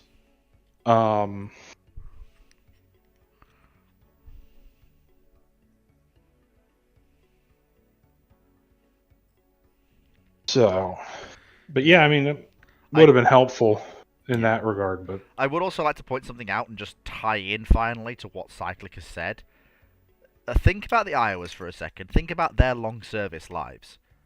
Now think of where Yavuz is when she's decommissioned. She's done the equivalent of what the Iowas did for Turkey with barely any periods in mothballs.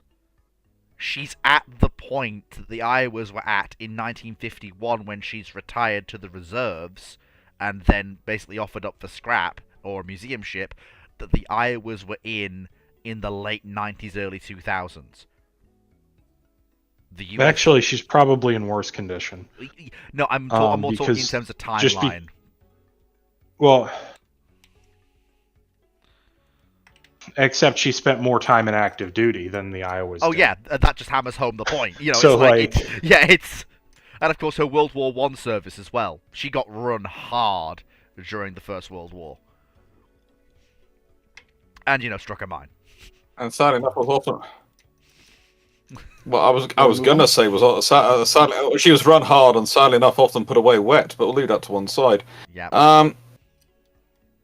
The more thing I think is sort of thinking this through is I do think the funniest storyline I've seen this, and this was in a alternate history book which I'd written, was that the war had been caused between between NATO because the Russians KGB had managed to get a Greek businessman to buy her secretly through the Germans to set her up as a museum in Greece, and this caused the war within NATO.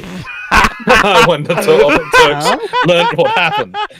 Excuse me? And that was actually one of the most interesting alternate histories for causing a civil war within NATO I've ever seen.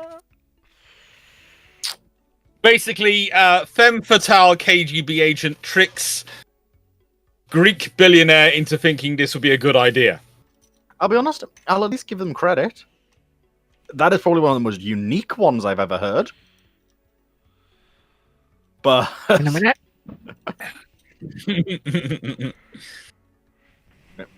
next question, Fleet. Yes.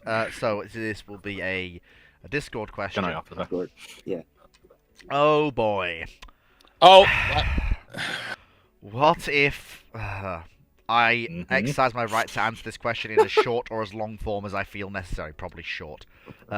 What if World War II in Europe started in 1938 when Britain and France didn't appease the Germans and used the Sudetenland in Czechoslovakia as a casus belli? Do you think the Allies can blockade Germany from the sea and invade Germany from France? Would this change the dynamic of the war? Would the US join the war like IRL? How would shipbuilding and other military build-up for the warring countries look like? Ignoring the fact that the British and the French were always going to capitulate over the Sudetenland, given that they don't have 20/20 hindsight and didn't know the state of the German military in 1938. They only suspected capabilities. They had some concrete information, but they weren't sure on the strength of the Luftwaffe. They weren't sure on how many tanks the Germans had. They weren't sure. Like, there's a bunch of different unknowns that were affecting decision making in London and Paris. Also, the fact they didn't think they were ready. But assuming that we have thrown all that to one side, it is not a good position for Germany to be in. They have to bully their way through the Czechs without the aid of any of the industry they would get from the annexation of Czechoslovakia and the Sudetenland. They have to worry about the French on one border, and to be blunt, Poland sat right there. And Poland now has an opportunity to remove an existential threat on its western border and annex Eastern Prussia. And do you really think do the not military see the Polish dictatorship invading. considering they annexed a bit of Czechoslovakia off Czechoslovakia when it was invaded, that this is exactly the sort of opportunistic moment they would actually take advantage of. It's exactly the sort of thing that the Polish government did. There's a bit of a difference, though, between Czechoslovakia and Germany. Yes, that's true, but this is a Germany. Poland that is... doing anything to Germany is going to depend entirely on how France and Britain responds. France and Britain respond, how the land war there goes, because they're going to have to do the heavy lifting. The Polish military is not offensively capable against even a German rearguard force.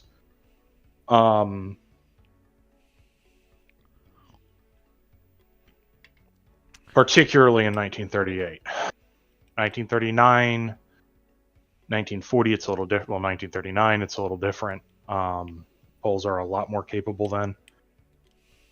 For one, they've actually got a decent number of anti-tank rifles. And anti-tank guns. But the second half of the question here regarding shipbuilding, it's entirely possible that this doesn't change too much in the way of shipbuilding. Because at this point, any attempt by the Germans to do anything on the surface at sea is just going to get utterly trounced by the British and the French. They don't even have Scharnhorst and Gneisenau. Yeah. Like, the Germans are going to get walked over at sea. The land fight's going to be a little up in the air for a little bit. But it's going to very quickly. Same with the air fight. Turn in the Allies' favor. It's entirely possible that the end result of this is very little change at sea. Massive change on land. Yeah. Now, the interesting question at sea is if Britain and France decide to use this as an opportunity to abrogate the naval treaty. If they do, then a lot changes after the fact. If they don't, we're still going to be kind of waiting on Italy and Japan.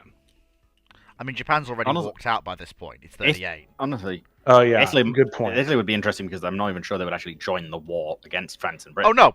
No. Yeah, no. Italy would. Italy sort of goes, yep, nope, we're staying here. Mussolini sat there going, you signed your own death warrant, you idiot. Yeah. And also eyeing parts of Austria. Yes. I'm still not sure Poland would jump into war. And oh, no, I'm also very questioning if Romania would also jump into a land war in 38 against Germany. If this would only be at the tail end as the Germans, basically as Berlin starts to come into the crosshairs of the ground war. Because if the UK is confident enough to jump in on this, it means they have the support of the Commonwealth for it. And what that means is the longer this war goes on, the worse position Germany is. They can't stop it. It's hard to because London has access to effectively unlimited manpower. Yeah. It's also hard to overstate the difference in the armed forces of the Reich between the force that is available during the Sudeten crisis and the force that goes into Poland in September 1939. And even the force that comes out, that is reformed after the invasion of Poland, because the Germans kick themselves and shoot themselves in the foot constantly in Poland. And they make some pretty major changes before the invasion of France. Well, I get certain that Romania was allied to France and the Czechs and Poland. There is a difference between alliance and also them jumping in, because they might not actually have the capability to properly jump in. As I recall, and if they jump in too hard, they're going to be looking. They may face a problem from the east. Yeah, because I'm not too sure, but I don't remember the Romanian army and forces being that great in 38 either. Yeah, Romania and Poland are Like they may are be able to watching- send some help to the Czechs, Yeah, but they're not going to send the bulk of their No. army. Now, to be fair, if you're the Czechs, even getting like a single division is useful. Hmm. While you try and hold out for the Brits and the French to come in. yeah. I would also Um, like to point out that Romania The and French Poland, army is also not in a very good state in yeah, 38. Romania and Mhm. Poland are sat there on the sidelines waiting for an opportunity to carve up whatever spoils they want from whoever loses, be it the Czechs or the Germans. It's Well, not- Romania's not going to carve up from Yeah, the Germans, but if they jump in, they're jumping in more of as a see we helped. yes. It's actually the Italians that are the ones who are perhaps most likely to be convinced by the British and the French to maybe take up arms. Because as Cyclic says, the Anschluss is something they were never keen on to begin with. And it's only because of the forging of things like the Pact of Steel that Mussolini consented to allow it. There, with the way the Italians were caught off guard by the way the Anschluss went. If things had gone a little bit different, it's possible there would have been a race to Vienna. Yep. The Italians were not very happy with the Anschluss of Austria. Like, you could actually see the Italians join the war, but only if the Germans are losing. They're not joining until it's clear the Germans are... the war's only going to end one way. And they will like to join... And regardless, the Italian general staff is going to want to stay the heck out of it. It's really Mussolini's perception here. Yeah, exactly. Because the Italians are still in the process of trying to industrialize their economy and move to where they can have a fully motorized army. In a sense, it's which a was their political goal. move by Mussolini Yes, basically, you've hit the for nail on him the to head. Yeah. secure more position. And it will be framed as a liberation of the Austrian people from Nazi rule. Never mind the fact that whatever Republic of Austria emerges after the war will be Italian aligned. And Will be smaller and yes, Italian dominated. yeah, exactly. But never mind that. Overall, fundamentally, the big question would be how does France and Britain operate? Do they wait? Basically, you'll or have do they immediately strike? no. The Germans have to batter their. The Germans know full well that the French and the British are not coming immediately. They have to batter their way through the Sudeten Yeah, both have to forts. mobilize. Yeah, they have to batter their way through the Sudeten forts before the British and French hit them in the teeth. That is the time limit here. That is going to take them far too long. They're not going to make it through Oh those no, forts. I know. Oh yeah, they're not. But that's the whole. The race. whole advantages they have, the whole advantages they have in 1939, 1940 don't exist in 1938. Yeah, I Yeah. know. They're not gonna make it. They're gonna be almost there, and then a Anglo-French attack is gonna smash. They're through not even West going to be Germany. almost there. You're forgetting one critical thing. You're looking at all the teeth bits they have. Look at the logistics behind it. Yeah, I know. They're too far from the nearest railhead. They're going to run out. They're going to be literally infantry assaulting those forts once they get halfway through them, and of course, and that's not never going to work. Yeah, and if any And that's armored- if they're able to supply enough shells to their artillery. Yeah, this whole scenario is just Germany losers, but it's only possible with hindsight. The war may not last long enough for the US to even get involved. Like, it may be over by 1941. Why do you think it's going to take that long? Yeah. Simply down to the fact that Britain and France may need that long. Well, It's no, they won't. No. They No, won't. no. It's also with Poland still being hostile to Germany as a neighbor, even if they're not involved in the war. It means there's one avenue for Russian oil to get to Germany. And it's an avenue that Germany really can't contest.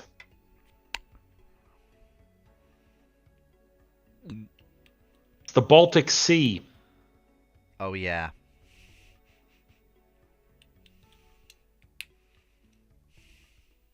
And it's not exactly an unfamiliar sea to the Royal Navy of the interwar period either.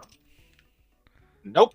Nope. Royal Navy light forces had a history of operating in combat conditions in the Black Sea not 10 years prior. Baltic, you mean? Yeah, On Baltic. the Black Did I Sea, say they're in Black? both. But In fact, I can imagine them believe- trying to do both. Yeah, they were in Right. both, but the Baltic Sea is the one that matters here. And I would also point out who's supplying submarines to most of the Baltic states at this point, Britain. and therefore who very nicely has lots of lots of components which are British components for submarines sitting in their harbours. The Baltic states. So would it be beyond the And realms of Poland's a possibility that the potential Royal combatant Navy? there. Poland's a potential combatant, but also, let's be honest, the one I'd be looking at is probably Estonia, because they're the furthest from Germany, but nice and firmly in the Baltic. And I go, can I operate my submarines from you? In return, I'll sign a treaty guaranteeing your independence. Mhm. Yeah, that's attractive. And by the way, you already operate U-class submarines based on the U-class, right? Yeah. Okay, that'll do. Here are some nice, sexy submarines to be sitting there.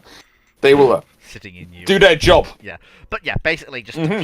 just to round it all off, Germany loses and loses fairly hard. Anything beyond that point is pure speculation and really not something to be discussed. I'd be Well, if you surprised if guys they know- make it to the other side of the night. I think the other thing you have to deal with is the fact is if he fails to get into Sudetenland, what does that do to the Nazi regime? Because if you lose, the image of success, you could well have Germany descend into a civil war between the various Nazi factions. There's another thing that Phoenix has brought up in regard to these questions before is it's entirely possible the Germans don't even launch their attack because the army revolts. Yeah. Because they are just physically not capable of doing this.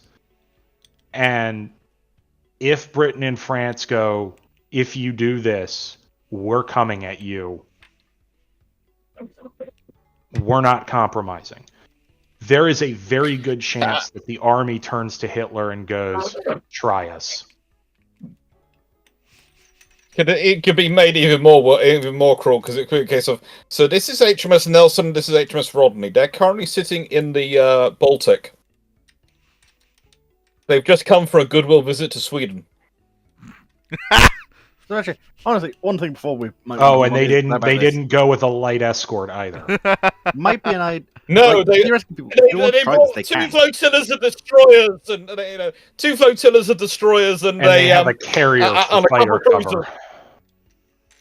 Yeah, But probably this just exact scenario HMS can be Glorious done or in HMS Courageous. You'd have to simulate the historical outcome. Well, but to be you fair, could do Fleet, it. we've literally done this, if you remember, in Black Ice. Oh yeah, this basically. This didn't go well for Germany. No, I remember. It I didn't go well got for France either, though. No. Yes, but that's a different matter. But the Yeah. trouble is, did you put Fleet in charge of Germany? He always takes charge of Germany. We put a buffed AI. in Well, then that charge, doesn't count. They actually no. That we actually- doesn't it wasn't- count. No, You it have wasn't that- no. You have It was to actually put buffed someone AI. who actually has the timing of. Now, just We a actually put minute. an AI put which an had more AI. power. Yeah, it was an AI which had increased capability. Now, just a minute. I object. It was literally to trying Okay, to that give them a might better count, situation. That might count. I object to that description of my capabilities. I object I don't to the know. strongest possible It seems terms. pretty accurate. How many battles of Jabim were there? You'll get yours. Who's the one that keeps getting his army encircled in Stalingrad? I swear that wasn't me. That was the SS. How many times has the Griffonian Empire fell again? Now, just a Okay, minute. moving on. Yeah, moving on. So, next question. You're gonna have fun now. Hell yeah. 96831 YouTube. asks. Foxhole's here, right? For Yep. Foxo, if Uh-huh. the Azure Lane gets the ideal version Oh. of its ships, isn't that basically very different to what they got? Weird question. That is, yeah. Weird question night. All right. Well, I guess Isn't that that- one's done. So let's That's move. kind of a one. It is a bit of a one and done, and considering there's a couple of AL ones, we can almost one and done that one. I agree. Yeah. But I genuinely am curious. Where's the? Yes, they would be very different than what they got historically. Or do you mean if they get for the Siren War, they get the ideal version of the Royal Navy ships instead of the actual ships they got? So you could have much bigger. Like Nelson and Rodney would probably be much more powerful vessels. The counties might be like 15,000 Yes. ton heavy cruisers. Like That's what I think he means. Yes. yes, yeah, there's a lot of changes then, but then this isn't just the Yes, Royal a Navy lot getting of them, changes. surely. Because if that happens, No, that's always the thing. You change that, you change everyone's fleet. Yeah, you can't and if, just. and if it is You a can't solely just that the Royal cherry Navy pick for the somehow Royal gets, Navy. well, no, I'm going off the idea that maybe some celestial force, because they are technically a thing, does decide, you know what, we're biasing the Royal Navy this time round, and Oh, does boy. just give them the actual versions. Every other nation will be going, what the hell just happened?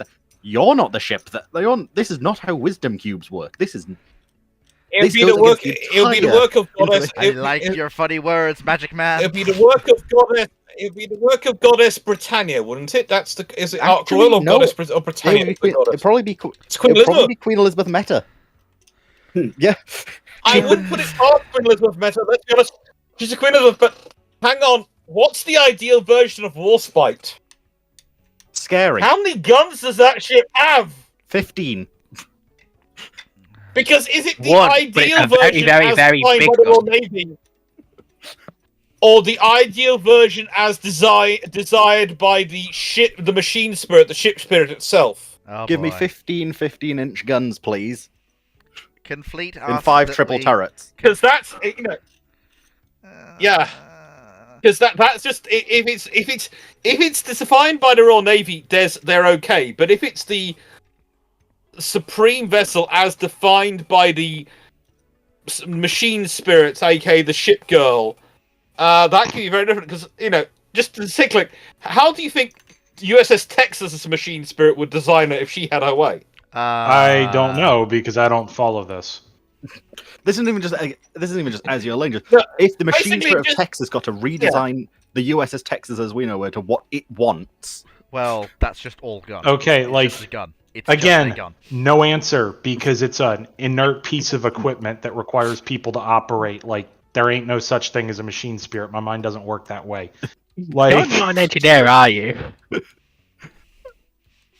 I think something Every engineer will agree that their machines do have spirit.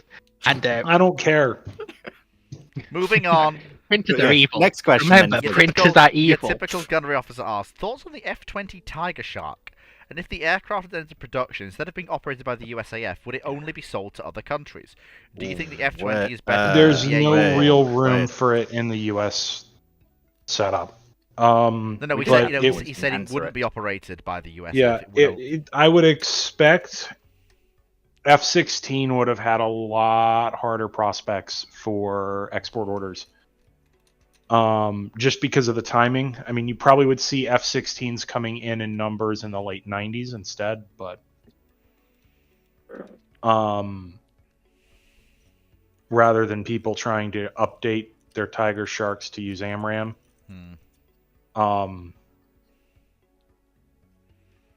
But I mean, it's an interesting concept for an aircraft. I mean, it would have flat out replaced basically everybody's F5s. Yeah. Instead of the Sidewinder armed F-16s that people got. I'm not sure I would compare it to the Hawk though, because the Hawk is quite a excellent training frame. It's Hawk is- not the well, same. It's not the Yeah, same the thing. Hawk Hawk is is a aim. trainer that you can use in a combat role if you're okay with a subsonic jet. For that role. The F-20 Tiger Shark is a supersonic aircraft. It is an F-5 successor. It is in a completely different class. Yeah. Do not compare the two. Yes. That's why I'm a Uh, bit confused why that is compared. Yeah, But it shouldn't be. 1971 asks, for Foxo, How accurate is it? Like I say, he's the number one Foxo fan. How accurate is it that Azur Lane's Really? lore is all over the place? It's why I believe that saying Excuse me, Flint. I think I that's probably think Ghost there's of probably Dragon a number is the one number Foxo one fan that's currently in voice, Oh, but yeah, but Yeah, no. He's the level. I'm He's the level above concerned that he Foxo didn't fan. speak up He's on that, boyfriend but- material. I don't need- I'd say right, Fleet, I don't normally I'd say need Fleet, to. that's making fighting. Like, That's also- fighting terminals Exactly, I covering. did speak up, and I said it was like I did actually say. I don't think that's quite true. I didn't Yeah. hear you. Right. So I was did trying say to give you an relatively quiet, opportunity. but yeah, I didn't say necessarily too loudly, but so Put it this way, there's 5 different timelines and at least 5 different universes, and one of them has God that can be summoned by a mad Italian. not quite, and also that's not God. Should we not That get is too a fo- deep into that this? is a form of Anticonius, But yeah, which is one of his avatars.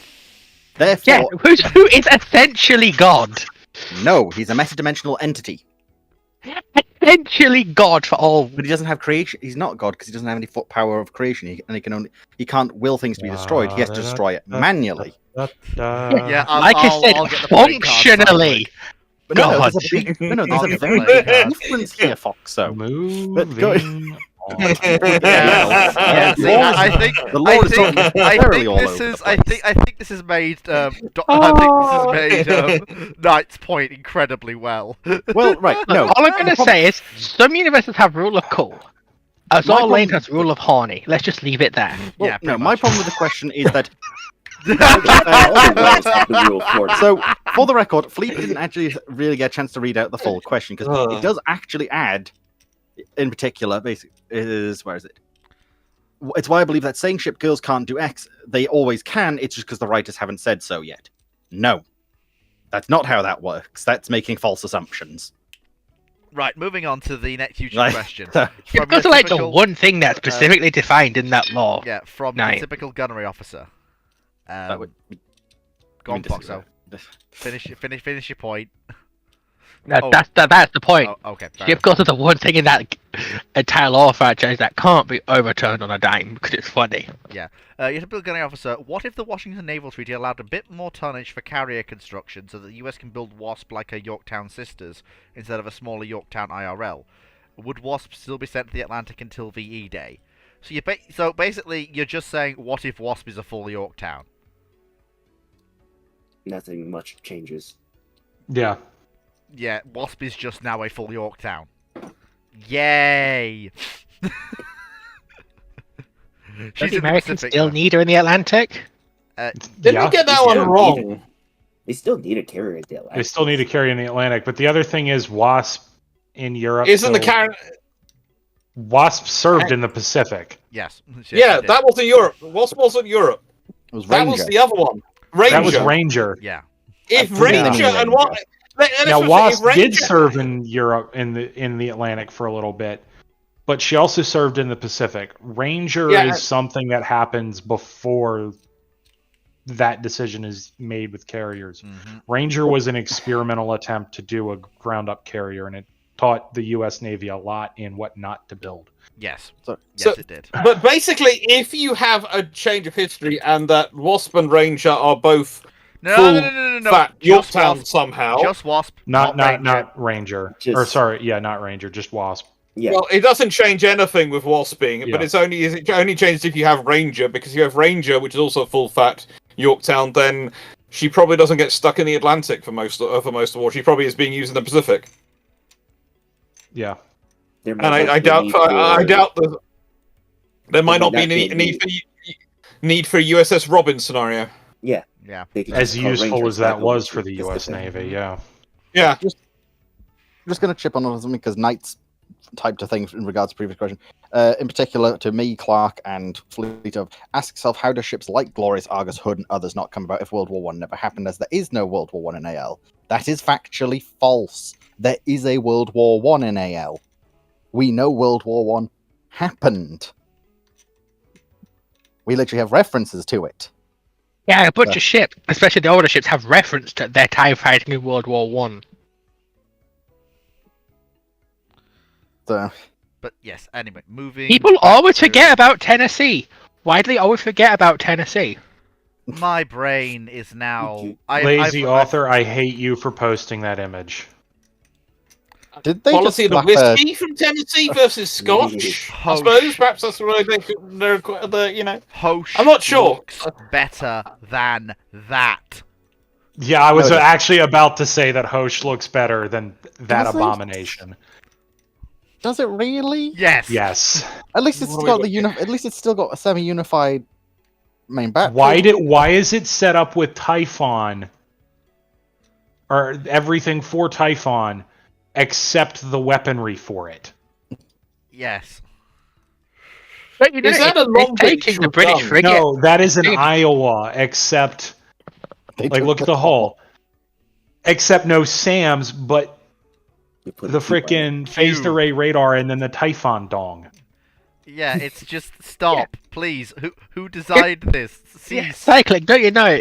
It's the new they're adopting the Royal Navy destroyer tactic of building for, not with. Oh, I mean, I could see the argument if somebody wanted to have a what if Typhon was a thing mod in Sea Power once we actually start getting into that era of ships. Because that might actually be enough of a reason to fully, just completely redo an Iowa, or I can't remember if Kentucky's hull was still around at that point or not. Well, Because hang on, of the way the there's no Typhon turret missiles off. were. What? No, there still is a Don't- turret aft. You can see it. I'm not Look, sure if look that's a under turret.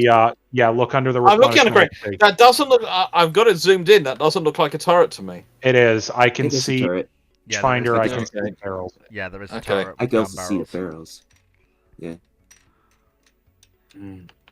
Right. So, very swiftly. Oh, I have to say I love it. The meme that's just appeared at Fleet after seeing Ship Girl Hosh. That is so true. I have just seen that meme. I will be copying that and I'll be using it for future references on various things. Coming in 3, 2. What? Someone dared insult Ship Girl Hosh last night. I Yeah. remember that question. I don't. I do. I think it was just after you Yeah, left. but Fleet, I was way too angry at you because of how you mischaracterized Warhammer. Yeah. Would you let it? Do you know how go hard it was to hold her already? back from That's jumping not down your a throat? seaplane crane being used for that. That's underway replenishment. That's literally the underway replenishment. Yeah. Refueling crane of the period when that was added on Iowa. Right. Or on So, the Iowas for refueling the escorts. I think, speaking of seaplanes, can we? was there ever an attempt at a seaplane helicopter? Yes, the Russians have one. It's called the Mi-14. It's a helicopter. That, yes, and the Sea King, both use their hulls to land on the water, not float. The Sea King and the Mi-14 can both do this. Haven't they? Yes. I've only ever seen them hovering above water. Spyfall's trying to give people a heart attack, I feel. And doesn't want to get the bleach for their eyes. Hang on. Here, Blackburn! here's a good image. Yeah, there you go. Look, he floats. Behold. He floats. Hang on, if I can just send it. He floats.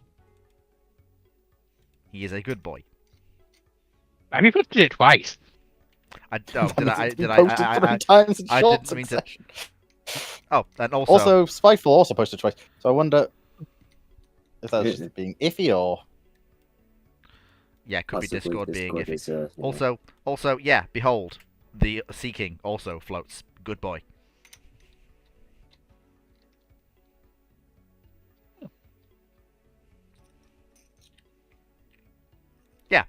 Yeah, there was somebody mentioning that the Soviets can't handle F-14s on cap. Yeah, if you put your F-14s appropriately on cap for a lot of the backfires missions, there's nothing that can actually get out there and escort the bombers effectively.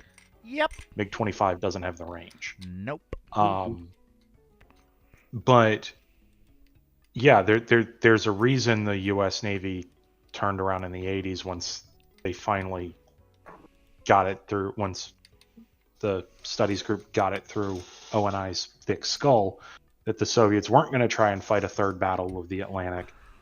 That, like, oh wow, yeah, we can just attrit our way through the backfire force. We'll probably lose some carriers, but we will, in the process, we will cripple Soviet naval aviation, and their fleet cannot stand against us. Mm-hmm.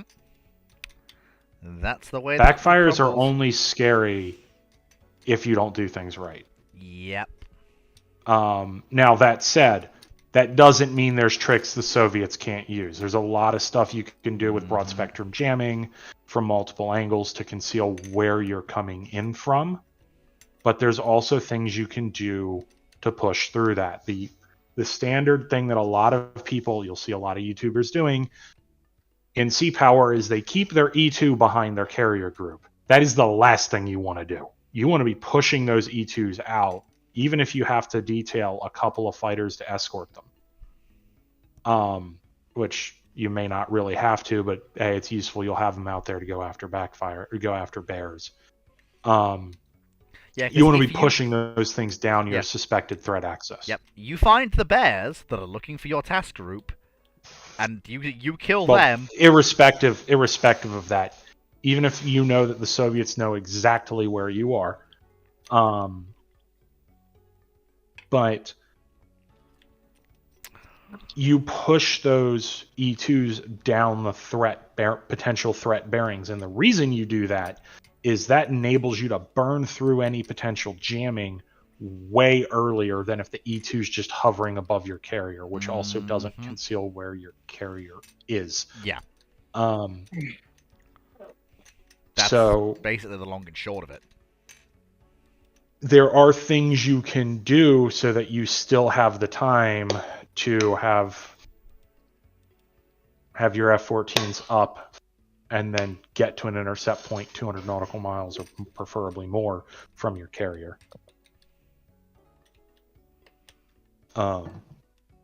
I have successfully, and this is utterly unsurprising, although it's a narrow margin for error, you can successfully do outer air battle with F4 Phantoms against backfires.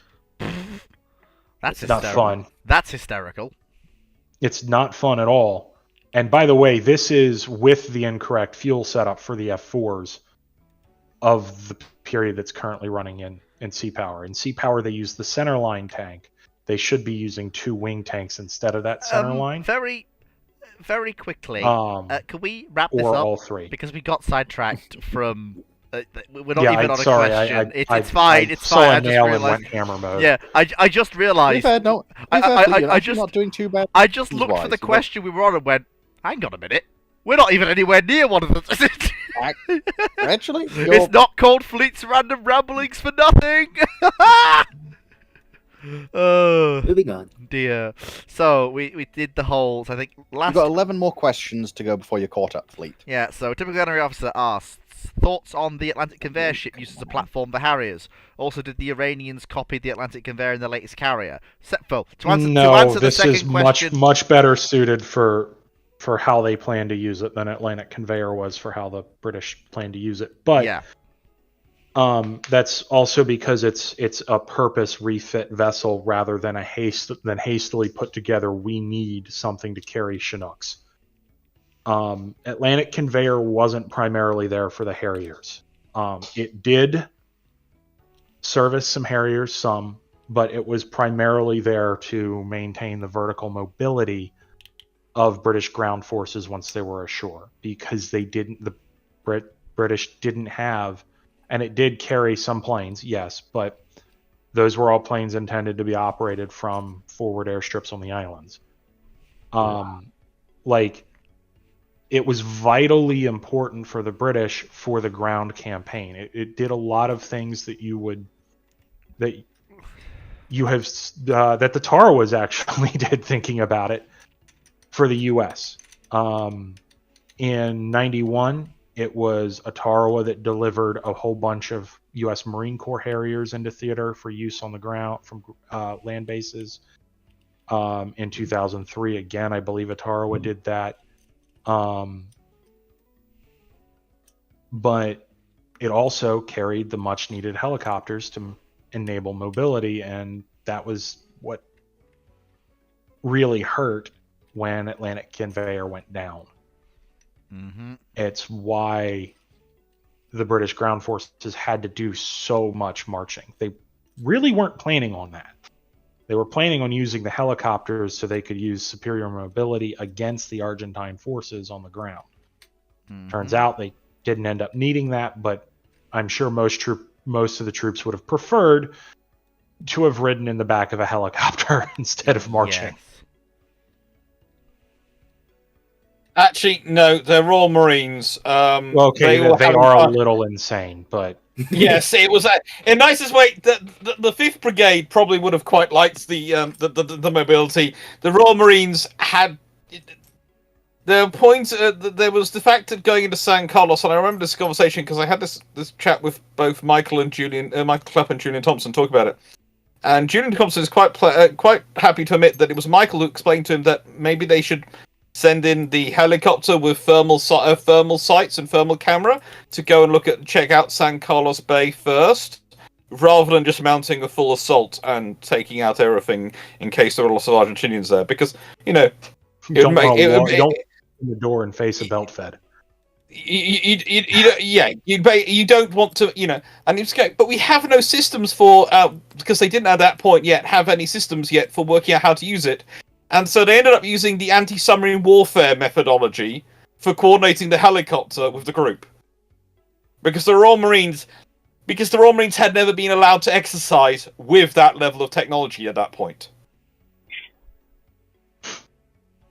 And it's like the Royal Marines at that point were going, we've got a theory about how to use Chinooks. We've never been allowed to use them. Since they got rid of Albion and Bulwark, we haven't really had access to any sort of decent helicopter assault lift, etc. And all the things. So it really would have been the Paras that would have had the familiarity then. No, the Paras were even less capable. Because all they focused on for air assault was jumping out with a parachute of a plane. Yeah, and then having no support at all wherever they were.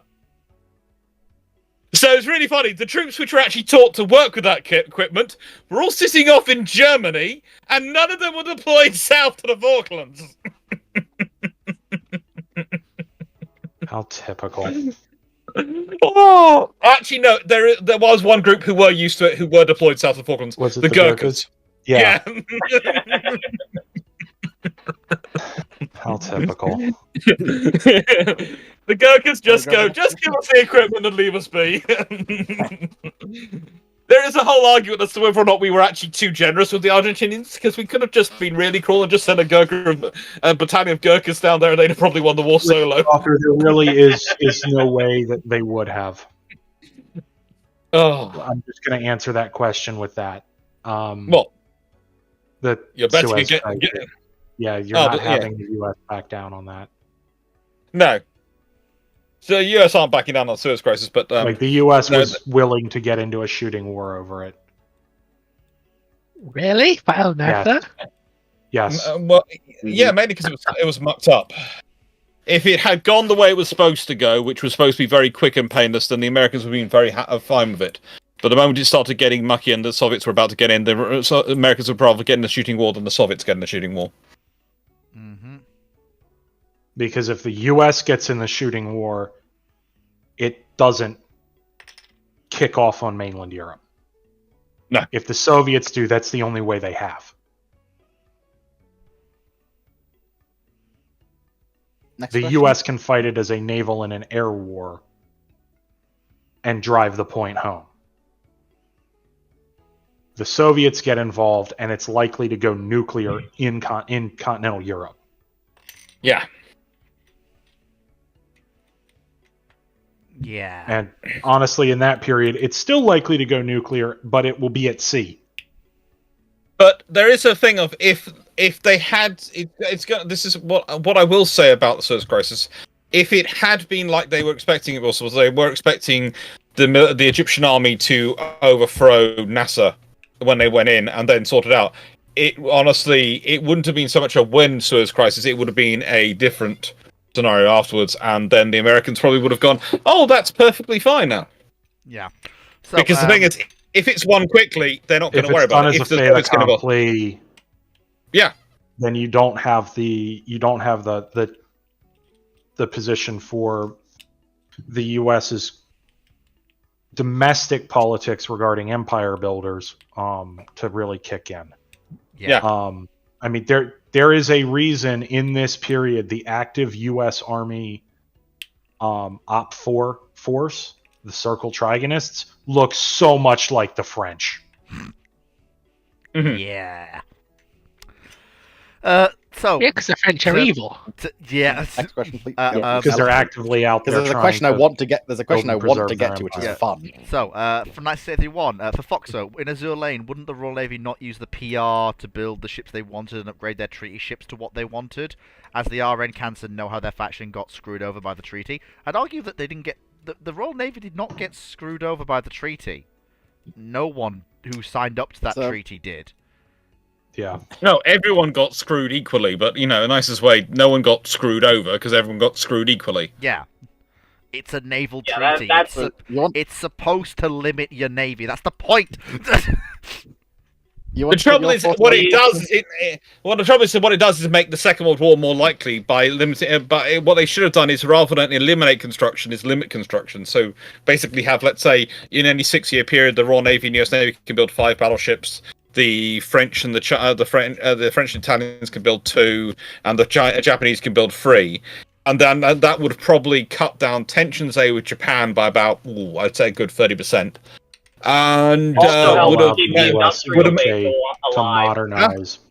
yeah, and it Yeah. would have meant that by the time you get to World War II, by the time you get to the World War II period, where you've got the Germans Germany going, shows up. Look at what we've built, and Real! everybody's like, What? yeah, you're about 4 generations too That's late, cute. mate. Go home. Go home. Go home, Germany. You're drunk. I mean, Because if you think by that, if you consider over that period, if you consider the fact that that would go 1920, let's say 1922 to 1939, that is about 17 years. If they're replacing 5 ships every 6 years, that's the full the Royal Navy and US Navy have built their entire battleship allowance. Are all going to be post World War One ships? Are all going to be new ships? Oh, And a good no. new functional. And if now you know, the reason for the freeze Yeah. was because the politicians didn't want to pay for this. yeah. And that's the reason for the also- freeze. Yeah. But you think about also how much it would have cost for the Royal Navy and US Navy to be building 5 battleships over every 6-year period. Honestly, it would have been so little on their defense budgets. You're not saving that much for the amount of infrastructure and things it would have kept going. Yeah, you but know- we're Well, that talking requires politics. politicians to have Yeah, foresight. well, So they don't. they're saving pennies to cost saving pennies to cost pounds, or saving cents to cost dollars.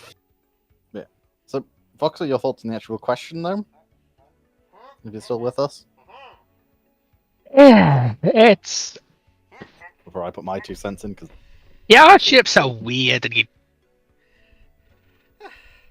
in Universe, I remember correctly, you don't really control what you get. So you can't really control what you get, so... I mean, if they could control it, I Right. think they were laid down. They'd have to at least be laid down. nope. We've seen PR ships just have to be basically written on paper. Is that just the Ironblood stuff, and we just ignore the Ironblood stuff because It's also the Italian, the Russian, and the Chinese. Wow. Shocking. The nations didn't build anything worth a damn. I swear the Russia stuff is just based on Cold War, 1950 stuff. Well, Chekolov is Project 23. Oh, not 23, it's the 21. It's the carrier, basically, which is what if Russia copied the Illustrious class, effectively. But yeah, kind of similar to what Fox was saying. You can vaguely control what you get, especially if you've got a catalyst. Looks at the German High Seas fleet when Friedrich de Gross was able to do it. The ships you're most likely to get out is the G3s and the N3s, because they are actually relatively well known. But also, after that, well, creating PR ships is laborious as hell. It takes massive amounts of man hours and resources, as was revealed in a number of situations from the various events. And also, why would you not just refit your actual other ships? You don't really do that in AL, really. Yeah, so PR ships are what you build if you're out of real ships to build. Basically, yes. Which is how they basically work in game. Keep in mind, PR ships are literally Azure Lane's collab with World of Warships. Yes. Like, it is straight up World of Warships gives them the stuff and gets their stuff in exchange. It's not quite... Turbits, that's not quite right for Wargaming, because Wargaming do actually do a lot of historical research into their ships. And believe it or not, they make Fleet very happy with their South American ships, which he does consider so historically accurate and relatively reliable sources. Those monstrosities, they could have done I anything will they agree. liked. They picked the worst Oh, possible Because outcome. people Right. tend to get the Russian version of World of Warships confused with To be fair, The EU Western version's version? Also bad. To be fair, the Western one's also not great, but Wargaming, right? but My issue- baby Chinese battleships, do you reckon? My issue is that most people say Wargaming does nothing but rubbish and none of these designs make any sense, blah, blah, blah. In some cases, yes, but remember, Warships is a game. Which is why the South American battleships, as they are so horrifically ahistoric to ludicrous levels, was placed there so that there's A, stuff for South American players, and B, to basically South America is where they could put the most fun stuff. It's like I won't deny that. What is a There's wacky reason- idea? Yeah, there's a reason And why. some of the physics-defying stuff. What, like somehow some of the Russian ships can't actually float because they don't have enough buoyancy? Oh no, I'm more referring to ships, the way the ships themselves maneuver and like battleships. That's again because it's a game, though. Yeah, I know, but Nice. like it's hilariously bad. Mhm. But Why it has the made it Crow an of arcade, Judgment arrived? The Crow of because Judgment. weebs apparently. So So, Wargaming actually does do a lot of historic stuff. It's not as one-sided as people think. Yes, As for Azure Lane, it's not easy to work with what you can get. You can't necessarily just go, we PR this ship into existence. okay, I'm going to Gonna- read this question verbatim. I think I understand what it means, but I will suggest temporarily looking over a couple of Gunner Officers' questions, try and get some of the others, because there was 9 questions from Gunner Officer in a row. oh yeah. Yes. And honestly, this is another alt history question, so I'm gonna say you've had your one alt history for this session. We might get Gunnery back to them at Officer. some point. Maybe question 8's not bad, but we'll get. Yeah, I'd say question try and 8's a good alternate. question. Yeah. So, do you want to just do Thoughts question 8? on We'll come back to question 7. Thoughts on the Red Angel on Guy's anti-ship rocket? Do you think it's better than the Tiny Tim? I think it's horses for courses. I think both are similar weapons designed for similar roles. Nope. Sorry, Fleet, they're not. They're both big rocket that go whoosh off bottom of aircraft against target. Yeah, but the Red Angel's meant to be able to hit underwater. What? It's meant to be able to go through the water and penetrate ship hulls. The Red Angel And is diving designed quite submarines.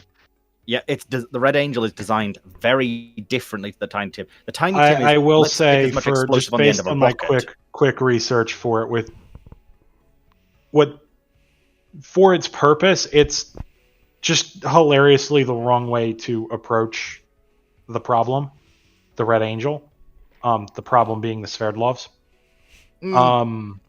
No, to be fair, they were in development before just the Sverdlovs, as I recall, though. They were. Yes, but even for dealing with light cruisers, it's Why? But considering the other option was go even more insane in that direction. no. Or just go With what back the- to RP3. With what they end up doing, likely the It's plan the is 50s. send a you Buccaneer at a have the lower. hang on. It's the 1950s. You're bringing jet aircraft into the fleet. Yes, it was first fielded on the Wyvern, but not too far from jet aircraft. Pretty much all of the anti-aircraft guns of the period, barring like 2 onboard ships, are wildly ineffective against jet aircraft as long as you have CCIP or CCRP dive bombing.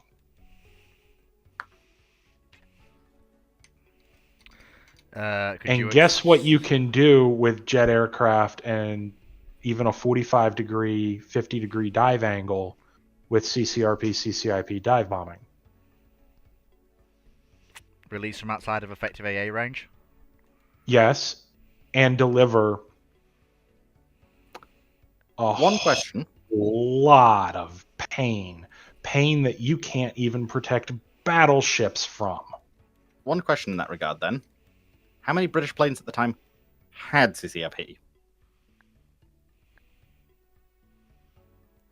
I would have to go back through manuals, 'Cause but the British strike aircraft were pretty close. Were pretty early in getting the Don't kind of remember, computers needed.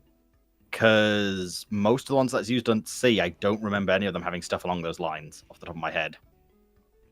The Like British, Strike the British- Buccaneer just keep did. in mind we're talking Sea Meteor. What's it called? What's the other one? You've got Vampire? Wyvern. Sea Vampire. Wyvern as well. No, but no, I'm not. Well, we're going off jets here. Wyvern is a believe in turboprop. But it's not a jet. It's a propeller prop. It is a turboprop, but it does have a big spinny bit on the outside. It does, but If we're talking just jet aircraft here. But that is being a little bit cherry picky. No, but there, Cyclic especially considering literally said going off jet aircraft. which the I'm continuing with what Cyclic said. I'm not going to Yes. throw the Wyvern back in because Cyclic said if we try and more move away from the Wyvern towards the jet aircraft, which is where things were going. I mean, that's not what I was saying. Thank you for that's- taking my words completely and twisting That's- them. That's what No, was but they audibly- were. There was a reading was audibly of your said, but- words, Cyclic. That was audibly what you said, I'm afraid, Cyclic, but No, what I said was yes, they were fielded first on the Wyvern. on the Wyvern as a way of dealing with somebody trying to say, "I gotcha." They were actually fielded on the Wyvern first. Yeah, the Wyvern would still come under modern RN Cold War era strike act. The Wyvern Yeah, is well- at the edge of reliably engageable for those AA guns, and you can get out of that with just tactics.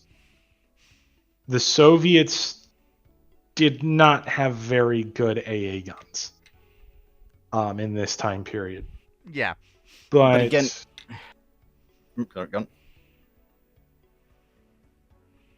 because so you get very early jet bombing computers which allow you to effectively do CCRP. You start getting those pretty early into the 50s. Even on British aircraft. Just to quickly interrupt, I've just put something, the most disturbing thing I've seen all day. Okay, yeah, that's... It's now in the Theatre at Sea chat. what Ooh. in Yeah, I see the Atheist. That is the That's diabetes in a burger. that is heart attack in a nutshell. That's a I burger, agree. not even. That's a burger, not even the what's his face, the Iron Stomach Man would eat. Do we even want to call it a burger? It's using donuts as bread. Anyway, a so burger can include donuts. Yeah. Anyway, good icebreaker, Dr. Clark. Well done. But anyway, yeah. And Oreos. I'm just There looking is through- also please note in the preparation video that there's also a fried egg in there as well. Oh. Ooh. There's cheese, fried egg, bacon, burger patties, Can we please stop? Oreo, I am actually getting. donut, and bun underneath. I am Just- getting yeah. actually legitimately queasy. Can we stop? But just giving a very quick look through the British planes that these sort of things could be put on. You're looking at Sea Venom, Sea Meteor, and Sea Vampire, which I don't think, off the top of my head, and from a quick look, none of them have these types of bombing. It looks like computers. CCRP capabilities came in with a Buccaneer for the Royal Navy. Yeah, Technical CCRP capabilities, yes. I am using this a little bit broadly because I don't remember the exact term for and I should probably explain this, for the kind of bombing computers you get early on. They give you a CCRP-like capability. There's a lot of them out there that are like the, what's it called on the Phantom and the A4. It's a sort of dive on the Phantom. It's called dive toss. Yeah, that the first Royal Navy strike craft to have that's the Buccaneer. right. Because remember That has the massive mechanical computer that allows it to do the toss bombing and the reverse dive bomb. Yeah, Big bomb that's lobbing. not what dive toss is. That's not at all what dive toss is. But I will don't say know why remember- they called it dive toss, but what I will say dive toss remember- is so on the Phantom, and a lot of early radars could do this. You get a distance. You use the radar. You get a distance to the ground. You punch in your airspeed, or later on it would be done automatically, but you can punch in your airspeed. The other, and you set your crosshair to a specific angle that is spat out. Now on the A4, it's a lot more manual than that. On the A4, you need to quickly do the math yourself. But because of the speeds that are involved and the use of low drag bombs, your dive bombing capability goes through the roof, even setting aside, because I can't remember the term, and let's just set that other capability aside. The very early A4s didn't even have the computer in them. Okay, so what you do is you set your crosshair based on based on a manual described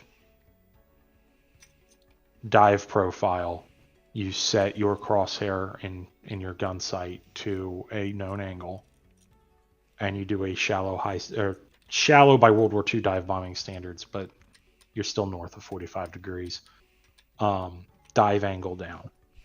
The dive capabilities of these jets, the speed at release, and the low drag characteristics of these bombs mean your accuracy goes through the roof.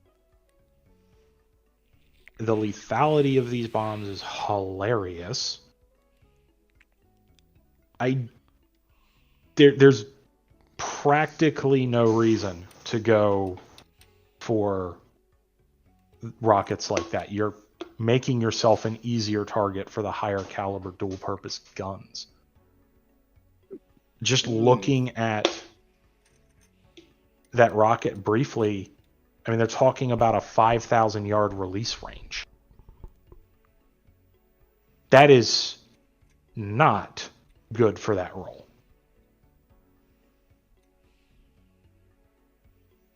I would say it comes down to the Royal Fleet Air Arms doctrine, because up to this point, they had been using RP3s. That's not doctrine. Yeah, but their doctrine is to use rockets at longer ranges on these type of attacks, or to stay low and do these type of attack runs.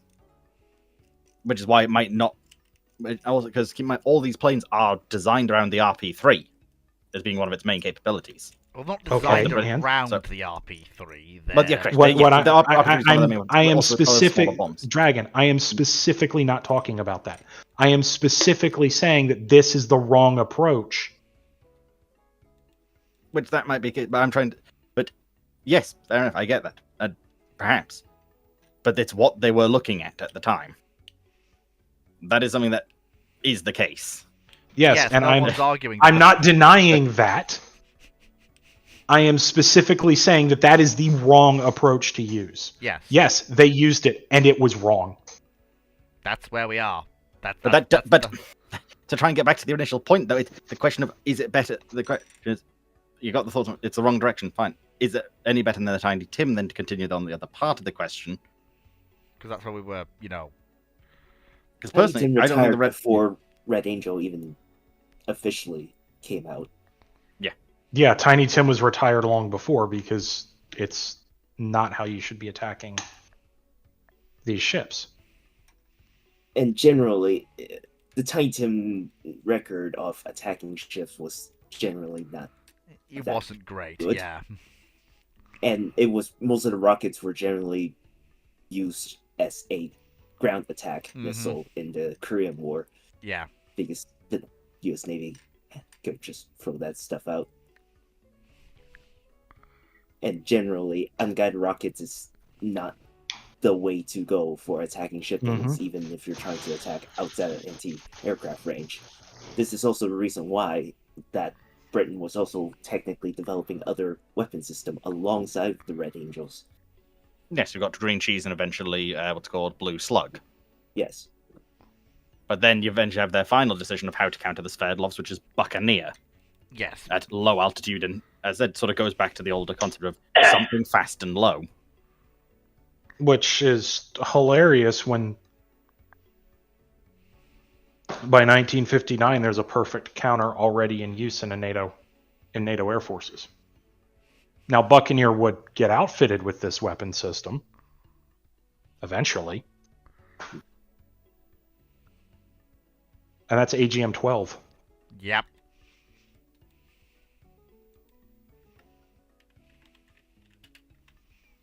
Bullpup. Moving on. So, That development started in 1953. so, next question is a bit of a doozy. And it's not even the first guided weapon for going after ships. I'm not done, Fleet. Oh, sorry. Come on. I have to get Like- my- We're so far outside of the realm of the question now. Can we just move But yeah, on? we can move on. Okay. So, 1973 And you asks- moan at us for doing it. 1983-1 asks, why have you clearly never bothered to ask me what I mean by a non-declined British Empire when I bring up a question related to it? Simple. There are only two non-declined British empires that possibly exist. One is the one we've already discussed today, which is the historical path that we're going to go down of transition from empire to Commonwealth. The other is the worst possible version of the British Empire. It is a failed state. It is an empire held together through force and brutal oppression. It is an empire that refuses to acknowledge the reality of the world in which it lives. And the state... It's it actually actually is. 1970s France. Yeah. Those are the only two non-declined versions of the British Empire, and given that one of them is a failed state that is basically crumbling under its own weight and will not have the resources for any major projects beyond keeping itself alive, that leaves only one option. The Commonwealth. That's why I don't ask you what your version of a non-declined British Empire is, because there are only two that are possible. Wasn't there also that one guy back in the late 1800s who was doubting about the idea of an imperial federation? The The Imperial Imperial- Federation The Imperial Federation, might have had a chance in that at that period, but the problem but is by the 40s it would it's not happening. yeah, No, I like don't the think- implementation.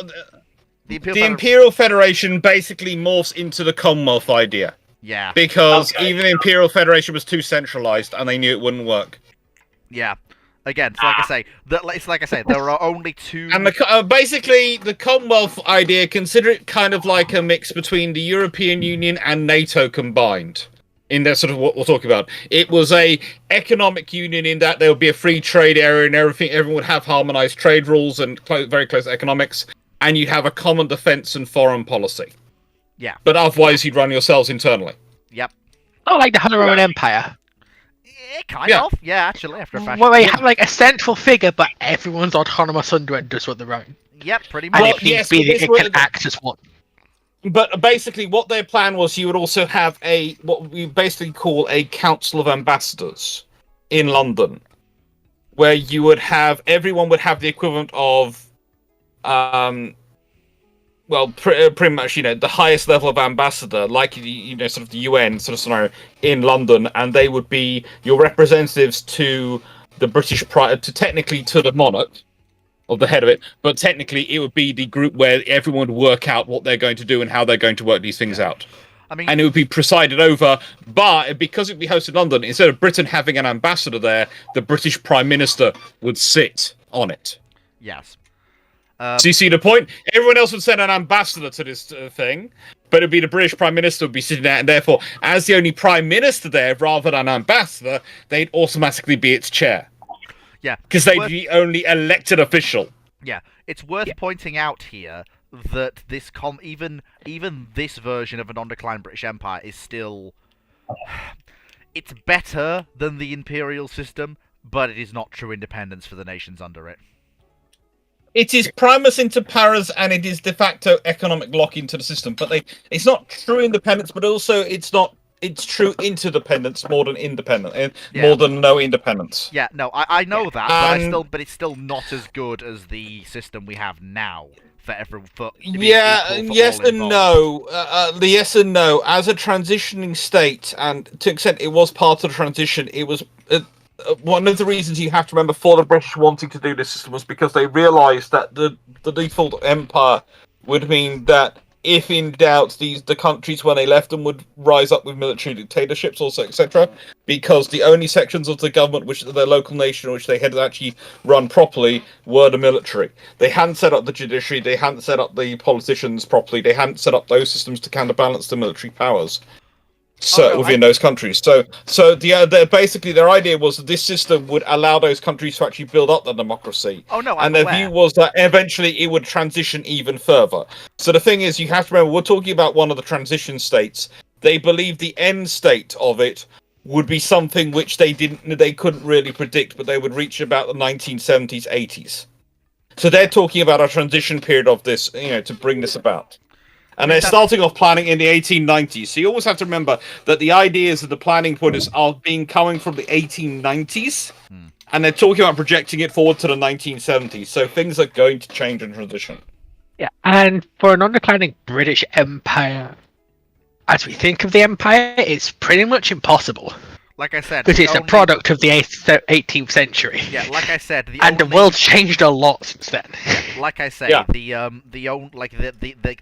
is the Commonwealth, and then there's the failed state British Empire, which is, as I just mentioned, holding itself together with military force and nuclear weapons. Yeah, which is bad for everyone involved. AKA the French. Just look at the French. Yes. Morocco and Algeria. Their attempts to hold on to stuff, potentially. But yeah, that's my answer to... The Empire's gone. Let it rest. Yeah, that's my answer, Knight. Why we don't ask you what your idea of a declined British Empire is. No. Foxo, remember the Wikipedia article.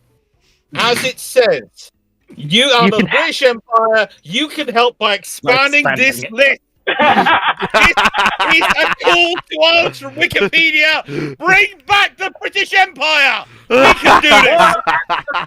As Wikipedia instructors, we can help by expanding this list. Oh my god, that's funny. That's so funny. Tiger Delta Est. Colony next is Mars. Britain will get there first. We will conquer it. So this is what happens. So this is what happens when we let Dr. Clark off his leash. Good to know. I'm enjoying this. Fleet, surely you've seen him in strategy games. Yeah, this is just him in strategy games. Yeah, don't worry. We'll get to that. Pity we never got round to the whole what's the word? We never got round to the whole community Hoi games that Garrus is planning to run, but we've all been so busy, and the ship have also been that. Wait. Still get round to them. Does that mean that the British canonically colonize space because the Empire in Star Wars speaks British English with British accent? You have just proved my theory, and that is the case. That is reason why. Counterpoint. Humans in Star Wars are not from Earth. Counterpoint, the Imperial Navy also speaks in British English, unlike the Guards, who often speak in American English. Wait, do you want to get to the next question? Before we keep going even further off topic. Yes, I do. Where's my pokey stick? One of Fox's questions is upcoming, and it's amusing. Where's my pokey stick? Because that's where I get to truly go off topic while. Okay, I actually want to touch on this. I am going to allow you to go to the officer to have another question because I want to touch on this because I'm annoyed at it, and I want Cyclic to let me finish. Is it number 9? Yes, I want Cyclic to let me finish before he jumps on me because I know he'll agree with me, but he'll probably have a lot to say. A number 9 large, your typical, a number 6 grabs extra baseball bats, wrapping Can I just ask wire? Can I just ask this question? Yes. Fleet, are you hoping Cyclic jumps on you then? No, I'm hoping Cyclic jumps in with me. I'm hoping Cyclic jumps. Because all I know is Cyclic's going to jump on me for this, and I'm just going so. Does Cyclic realise you have these fantasies about him? Is this something we should talk about? There's a reason I made the baseball bat and concertina wire comment. Oh, for fuck's sake. I don't appreciate being viewed in that manner. Look, Fleet, aim for your heart, because if you miss, you'll land stop taking my words out of context before I start really hitting people over the head. with a sledgehammer. Fleet, Fleet, the question becomes, are you now looking at pictures of Hosh when you go to sleep at night, or pictures of Cyclic? And that And how do you- that joke has officially gone too far. That joke has officially gone too far. Park it. It's an honest question! It is not, and that joke has officially gone too far. Park it. The Right. typical cavalry Okay. officer asks. Fleet, continue with the question. Thank you. Question 9. Would you call the B-21 Raider as Switches a over to cleaning the AR. as a 6th gen? if it is then the Chinese 6th gen prototype isn't even the first 6th gen prototype. First of all, those Chinese aircraft are not 6th generation aircraft. They are things that fly that are in the air. They are not 6th gen aircraft. I will believe they are 6th gen aircraft when they demonstrate the capability to be called such. You Sec- done? Yeah, go on. Okay, yes, they are tech demonstrator, flight demonstrator aircraft for their sixth generation program. That's cute because 5 years ago the U.S. was at that stage. The U.S. Navy is already prepping to down select to pick the final aircraft. It's what they are. Like, they're both tailless designs. It's pretty indicative of going in that direction. It just depends on what you mean by characteristics for a sixth generation aircraft, because the main characteristic of fifth gen was information dominance. Nobody really knows what the unifying characteristic of sixth gen will be yet. So that's an defined as stealth. I was entirely going to wrong ask, way how are to we look at it. defining 6th gen? I thought 6th gen was stealth. No, Fifth gen. No, that's fifth gen. Yeah, so 5th gen. people Because- commonly because point I- to just I- stealth for fifth gen. The reality is it is information dominance. It is minimizing your own signature and maximizing the information processing and handling capability of the air crew, so that they understand the information space in the air combat environment dramatically better than anyone else on the playing field. Yeah. Sixth gen, Go on.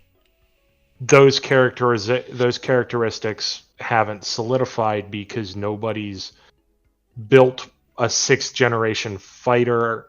You can make the argument that B-21 is the first sixth gen airframe overall, but we don't know anything about really what makes B-21 unique other than the fact that it is very obviously designed to have a dramatically lower signature than even the B-2 Spirit, Yeah. and that it has a what smaller I'm payload. horribly afraid that we're seeing here is because the F-35 was mooted as, the fifth gen fighter, and everybody knows, higher number must be better. Everybody's now just calling their new fighter program, even though it may still be Yes. a fifth gen fighter. They're That's- calling it sixth gen because higher number better. That's exactly what's happening across the world. I'm not sure I can say that with these particular programs. I'm willing to give what is it? FCAS now?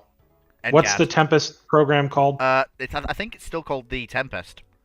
It's still called the Tempest, even though it's spread across the. Okay, because I've always heard it under a different name. I've heard it under a different name, and I can't remember what it is now. Oh, that it's Japan under the has been- Global Combat Air Program. Global Combat Air Program. GCAP. Thank you.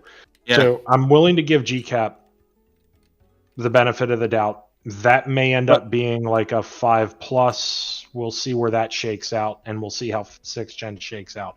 We're in a period where we can't really say if or where the generational jump is, and that's because when you look at aircraft generations, it is fundamentally a looking back in the past way of classifying them.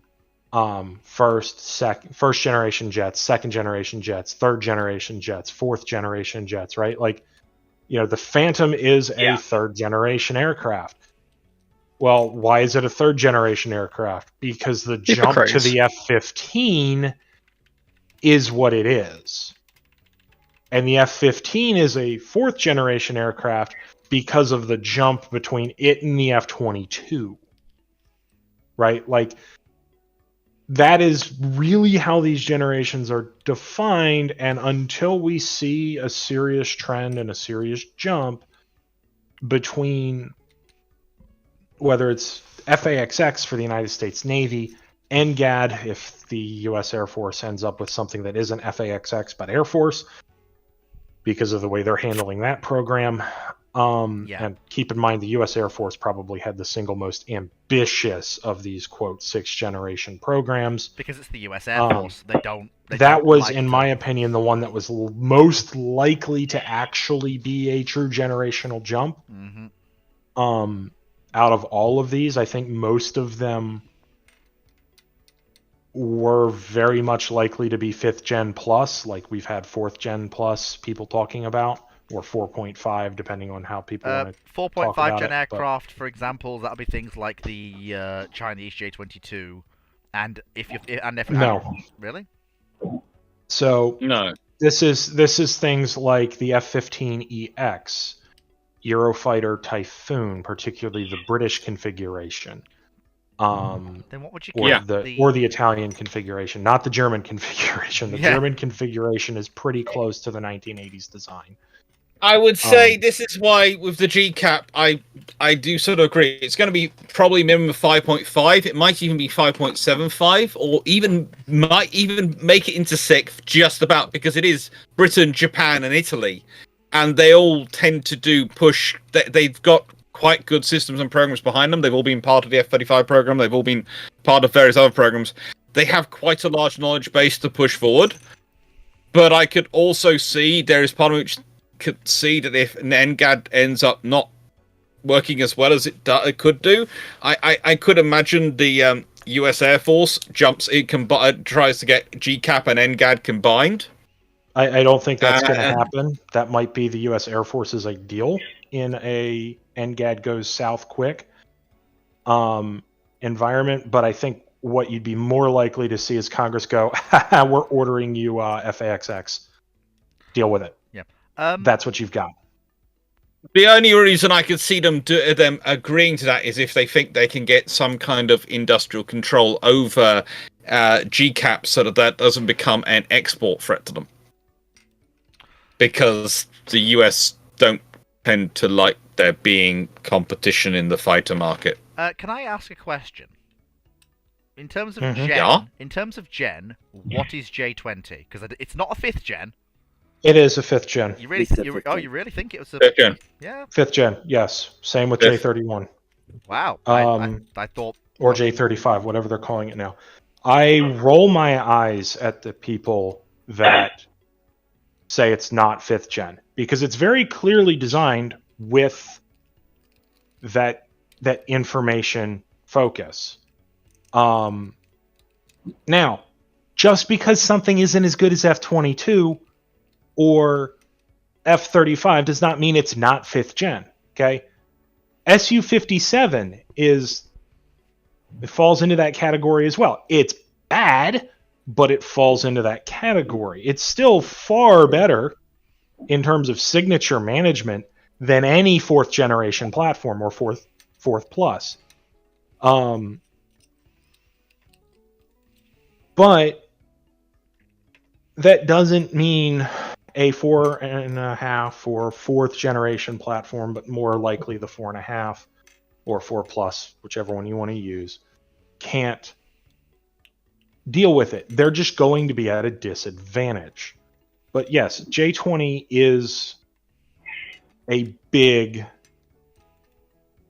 5th generation aircraft. Though funnily enough, it's not as big as a lot of people make it out to be. They're also continually they haven't stopped working on it. They've got the new version they're working on. It's not just static. No, the one thing I would say about the Chinese programs, and please don't take the wrong way, it is meant exactly as it sounds. They are very German in World War II with They're their very production. iterative. Yes, and they will have like a bazillion versions of the same thing working next to each other, which might, I think their logisticians must regularly be pulling their hair out crying. Although they have a better habit of backfitting. They do Up have that. They than do. the Germans do. They do have that. They do have that. Particularly going for aircraft. I still think their logisticians. I still think will be plotting some very nasty things for the procurement. Of Well, it. the funny thing is, their logisticians are probably breathing a sigh of relief because their overall variations are going down. Yes. They're simplifying their air fleet. But as Phoenix mentioned in chat, I don't think he's going to be able to hop into voice right now, but as he mentioned in chat, J-20 is designed for the People's Liberation Army Air Force's needs, not the U.S. Air Force's. It's designed to fill the roles that they feel they need. And Air Forces are not meant to be mirrors of each other. They are not. An Air Force is not a bad Air Force, even if it is the second largest or the largest on the planet. If Stop saying such it doesn't strange mirror things. the United States Air Force. Are you saying Because- everyone's needs are not identical? What heresy is this? Do I need to grab my baseball bat? Next you'll be saying that because their Yes. needs aren't It's identical, they don't But I have to stopped produce shop at the identical trials, things. Yes, that's indeed exactly what I am saying. That's I mean, it's heresy. not a meta in real life. Heresy! It's just say like such how the things. Polish army Next, shouldn't look exactly like the United States Army because Next it's you're all gonna be saying combat Trump's theater. figures for equipment doesn't matter. Next, you'll be saying top Trumps doesn't matter, and that nations having this equipment or that equipment being better doesn't matter. It's whatever it benefits each other nation's needs. You know, what heresy are you? What heresy are you want to move on? discussing? I will Sigmund? counter that somewhat with your army probably still needs IFVs, British Army. Yeah, but the nicest way. Nonsense. I'm just about trying to make the case for the Royal Navy. I don't have enough hours in a day to fix the Air Force and the I Army would as still well. say the Royal Navy needs to find a way to dramatically increase its task force Yeah. area Yes, air warfare yes. capability. Yes. You won't have any argument from me, but I've been arguing this for the last 20 years. I'm just about getting. And there's a really simple, easy way to do it, too. It's called fucking adding CEC. Yes. Costs less than $30 million a platform. Oh my Yes, god, this I is know. great. This is great. But And you the know what? T-45s were supposed to have it. One of them still has the fucking antennas. Oh my No, they god. all still have the antennas. It's even better. They all have the antennas. And you know what's even better? They all have the space in the CIC for the CEC. But guess what's currently sitting in that space in every single one? Team room. If we weren't recording at all, I'd give you something off color. That's also a joke for the United States Marine Corps. Figure that acronym out yourself. Some of you know this joke. In almost every single one, the damage control box has been moved there because originally it was behind the door. Oh my god. That whole bit is just canned gold. That was priceless. Evidently, Alex, we just blew Phoenix's eardrums out. Oh. Yeah, sorry, So taking this diversion a little bit, the solution is Type 26, you CEC them. You put CEC on the Type 45s, and then when you don't need the Type 26s running, strike loadouts, they've got 24 cells capable of taking a medium-range SAM. Question. Yeah. For those uninitiated and the idiots in the audience, which is me, what is CEC? Cooperative We're never quite engagement capability. It Yeah. basically turns the task group into a hive mind. Oh my god. Excellent. Every I- sensor is shooter, every shooter is sensor. Yeah. Excellent. That's gonna be The other useful thing is, for me. it allows you to knit the entire radar picture together, Very nice. which dramatically improves your detection capability and coverage. Because basically, you could have one your Samsung noise radar active, filtering. and every other Samsung radar could be receiving. Well, not just that. It's far beyond that. It's taking the raw data from everything Yeah. and stitching it together. So something can look like it's noise on one radar, and maybe 2 radars, but the information from that 3rd radar tells you it's not noise, even if it still looks like noise on that 3rd radar. There's a whole bunch of stuff that's written about it that's out there in the public space that's useful. But yeah, it's true sensor fusion rather than just sharing the information. And it is remarkably useful. And one of the reasons why it was cut under the Labour government, who were procuring the Type 45s at that time, is because it was part of the end of history doctrine and the wars of choice doctrine. Which I favourite is that you don't need it because you're never going to be fighting someone who's an equivalent to a peer opponent. Yes, we so know. There's no need for such a capability. Meanwhile, one of the main potential opponents that is a severe threat, and the Royal Navy probably should be able to deal with because of British access to overseas petroleum out of Kuwait, has the capability to fire several hundred anti-ship missiles at once. Yeah. They're all sea skimmers. Yeah. And has had this capability for decades. Had this capability at the time that decision was made. I know. Just can we move on? Pretty, please. Yeah, but don't you know the Americans I agree with that Fleet. issue for us? Again, end of Next history question, doctrine. Fleet. Yes, Fleet, just Not please. necessarily. Schnella. I know. I'm going. Well, Wes, like, I'm not I that am far go. off getting a fun one. I am go. I am literally the word go. Bloody go!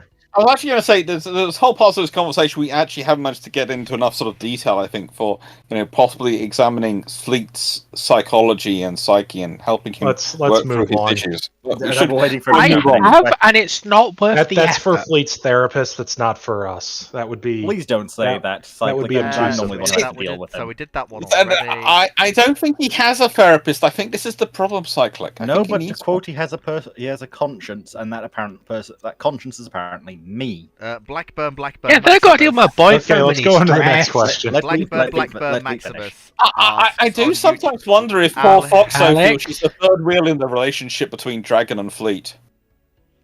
I am strictly after Voxo. I just have to put up with Fleet at times. Blackburn Maximus asks, could a fast battleship be built using the hull of an Admiral-class battlecruiser, using 4 triple 15-inch 42s and 28 knots, or would it have to be widened to accommodate the additional armor? No. and turret? No, and it's not the armor; it's also the subdivision you need and all the other things you need to build, and you need to rebuild the whole new hull. Well, that was... Which they were doing. Which is why they stopped building them, because honestly, it was so expensive. It was actually easier to build build the G3s than it was to try and build the Admirals to the spec they wanted to build them to, because they built them as economic warfare battle cruisers, so 2-word battle cruisers, as originally designed, and then they tried to evolve them up. And you've got Hood, which is sort of semi-evolved to a single-level battle cruiser, a single-word battle cruiser, sort of, but is nowhere near as dense or as capable as Tiger. Tiger is the true battle cruiser, one word, that the Royal Navy builds. And then after that, then you're looking at the G3s, they're a successor to Tiger. You cannot build that class up to any more than they were built. Yeah. The Spiteful All Ghost... right, I will pull Phoenix in Ah, good. if I can manage to remember where that button I got is. it. I'm becoming the same person as Fleet now. Look, I'm still tired. Okay. You'll find out why later. Oh, I have a good idea of why already, to be honest. Ay. Anyway, moving swiftly onwards, I think the next question is... Oh, right. I still have to finish that statement of purpose. It's Discord. Admiral Wellesley asks, I don't think I skipped any Should be. questions there. How many carriers would the Royal Navy need if the Imperial Federation happened without India, circa 1965? Look, I am going to put my foot down and say the following. It is the same timeline as the normal Cold War, except there is a federal nation formed of the United Kingdom, Northern Ireland, Canada, South Africa, Australia, and New Zealand. That is the only thing I'm allowing to change. Actually, they added a part to that question. The Imperial Federation is actually United Kingdom, Canada, Australia, New Zealand, Hong Kong, Ceylon, Malta, Cyprus, Nigeria, Kenya, Bangladesh, West Indies, Somaliland, and various sort of Hong islands Kong of the is going to Empire. increase that number quite a bit. Yeah. You're looking at least 12 carriers, 12 fleet carriers. You need 4 sitting in the Indian Ocean, 4 in the Atlantic, and 4 in the Pacific, and you probably need more assets than that as well. You're probably looking at an amphibious task group, etc., sitting in the Mediterranean permanently, and you're probably looking at cruisers wandering around the whole world. So, in the nicest way, you're basically rebuilding the Royal Navy's Free Fleet doctrine from Jellicoe, but with carriers instead of capital ships. Yeah. Okay. Circa 1965. I think Dr. Clark's basically hit the nail on the head there. And they're going to have to be full-on super carriers. Conventional super carriers, but super carriers nonetheless. For 1965, they're going to be roughly 65,000 tons. Yeah, you're talking about... Please, can you stop using super carriers as a terminology for fleet carriers, because it gets really confusing, because super carriers, again, have a terminology and a requirement. They come around with the USS Enterprise, the nuclear-powered one. Prior to that, they are full fleet carriers. And yes, I know some of the fleet carriers are retroactively said to describe as super carriers because of their size afterwards. But realistically, we're talking about something which is on the order of 90,000 plus tons to be really a super carrier. Originals counted as super carriers. They're retroactively classified into that, but in reality they are not. They are a large fleet carrier. They are a fleet carrier. They're not a super carrier. Aren't they much larger than other carriers at their time? Can they use all of their catapults to launch any of their aircraft, even the large ones? I think so, when they get the angled deck. Nope. Oh, they could. Number 4 Cat is only really capable of launching A4s. Yeah. Is that the distinction then? So- If a carrier can use Yeah. all of it, if a carrier... I wouldn't say that's the distinction, but that is a big distinction between them and what would follow on later. That's one of the capability criteria change. that filters into it. Fair enough. I'll be honest, didn't actually know that one. So There are lots of little criteria, but And there's also a bunch of stuff with the Kitty Hawks too, and what they can launch on what cats. Though that's more of a weight issue than a physical.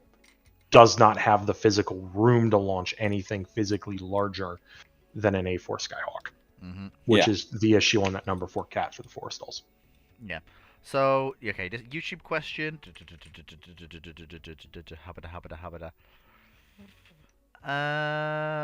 Montana asks, my question is, if the Sirens attacked in the modern era, how come they didn't get overwhelmed by missiles and none of this World War II BS happened? simple. They got over. The missiles were overwhelmed Because by the plot sirens. didn't want them to. Honestly, Simple, that because is they're the best hyper answer. sci-fi space magic. Yeah, right. I think that's enough. To putting it down in simple terms, missiles are all well and good, but when you literally have an entity that can shoot thousands of lasers effectively Yeah, that's and annihilate missiles, that's missiles don't work too well. Yeah, It but is literally magic hope, humanity hope that these ship girls work. yeah, it's And weird. the Sirens are playing with them. Yeah, the They sirens are don't literally- work. The sirens there are literally to make humanity go down a certain path to try and get better. Because I can tell you this, extra-dimensional entities don't care about your missiles. Well, they shouldn't really care about your guns either, to be fair. It's more the case, the guns only work again because of humanity hope space magic thing. Yeah, fair enough. So humanity is orcs in this setting? Yes. Orcs, Yes. orcs. Oh my god. Yeah. Okay, that makes things so much Certainly simpler. got I'm it. glad we got to this point. Hey! Humans are space orcs. Wait, what? Oh my god. Well, no, So- they're not in space yet. No, but that's No, it's you a know reference exactly to- what I'm Yeah, referencing. yeah, I know God, exactly. so Azure Lane is just a Games Workshop plot all along. Oh my Yes. god. Haha! Honestly, it would make them a ton of money. So, As your lane tabletop game? oh, Sounds good to me. okay. So, I'm sorry, Gloriana class ship Give girl. them Oh. any ideas. Admiral Wellesley asks on Discord, how would tank development be impacted in a impacted by a German victory in the Great War? Not substantially. You still have the same doctrinal lessons from the conflict.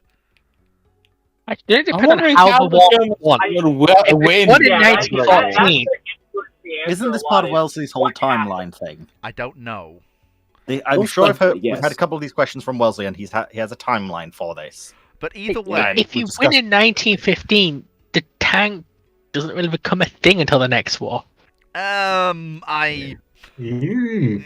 There is no. a There's lot enough- of combined Because- arms development. No, called no, off but by there Because is the a tank, as we think of it, is a direct response To trench to warfare. trench warfare. Foxo, there were all- Armored car doctrine um, was a thing. Foxo, no, Foxo. Foxo, There are vehicles. That's getting pop history Yeah, very much there. Yeah, there are vehicles that we would recognize as tanks created and that could have been fielded before the outbreak of the First World War, but were not Is because yes, multiple. What? Which ones, Fleet?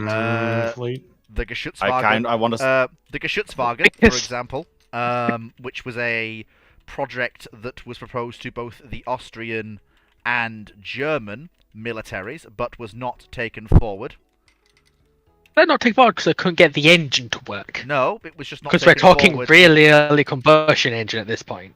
No, it just wasn't taken forward because they decided not to take it forward. There was no perceived need for it.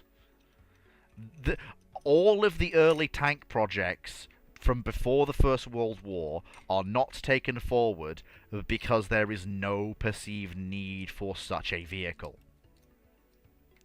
It is not It's kind because... of my point. No, but... That's... But Fleet, if there's Fleet, no I'm point. not- I'm Yeah, not if there's sure no what you're point- getting at. If there's no perceived point in the tank as a use... Its first use is to break trench warfare. The thing... yeah, but Fox... That's why the first tank was made. Yes, I'm aware of that, but what I'm saying is... So if even, it becomes a case of if you do not need it, you do not build it. If you do not build it, you don't build Yeah, doctrine so- for No, it. but what Yeah. I So- mean So is... getting Well, back Leslie- on Yeah, topic, Leslie- then, Let Fleet finish. What I was trying to say is, if we're talking about any scenario where even a limited amount of trench warfare takes place, there is no reason why the militaries after the war will not go, okay, we encountered this problem during the conflict. We know about these designs that were proposed to us before. Let's see what we can do about creating something that can... I disagree. Don't agree with that assessment. No, because let's give you an example. Look at our more recent history period where we believe that war was won and wars were forever over. What did we start doing? Did we start developing a lot of really cool equipment? Are you seriously trying to tell me that the tank is just going to languish until the next European Great War and Yes. not be adopted? Yes! It pretty much Yes. did. Yes! Yes! It didn't. It, Oh, it, it didn't- did stagnate. It didn't historically, late but that's 20s. because it actually got used. Used. But If it in a hadn't situation been where they- used on the same scale, it'll probably if things like the stagnate Mark even. V hadn't rolled on, then yeah, it'll probably, in the nicest way, you'll probably still have tanks equivalent to the Mark V wandering around. That will be it. There'll be a niche formation. Also, depending on how the war goes, trench The Royal warfare Tank might not Regiment- change as much. The Royal Tank Regiment might be about a battalion strong by about 1939 if the British are lucky. Well, one of the British also looking a lot at armoured cars for the Royal Tank Yes. Regiment now. So you're Armoured probably see a cars, lot yeah. more armoured cars. Because those Yeah. were in service before the war, and those did work. I think this. What I'd say here is you'd probably. I'd be cautious at looking at any one nation on this because you're going to see different reactions out of different nations. But because the U.S. did a ton of development, and a ton of exercising. Yeah, but Was that a lot of that around the combat cars, though? The That US combat definition of cars, armored they were car. called combat cars on the technical documentation. They were tanks. They were tanks. They were called combat cars to basically literally It get was around to get fact that around the cavalry infantry cannot have owning the tanks. tank. So, from what... go on.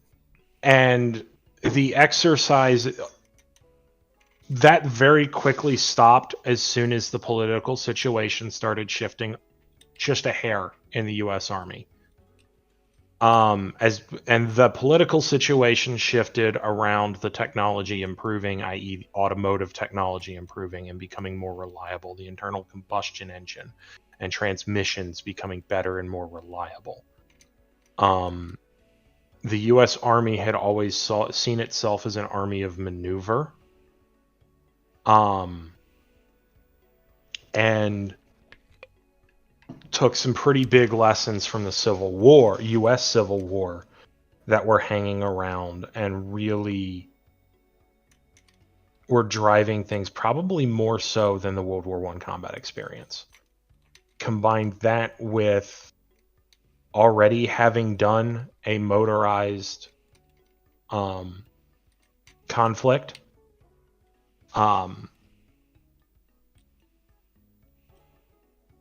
in an expedition into Mexico, combine that with that need to maneuver. The U.S. Army is a very Clausewitzian force. It is, and part of that comes from its legacy, but also from its legacy and initial training and that point of origin. But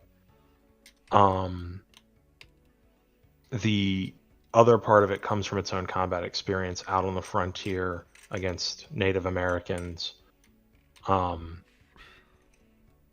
Very heavy on cavalry focus, very heavy on maneuver.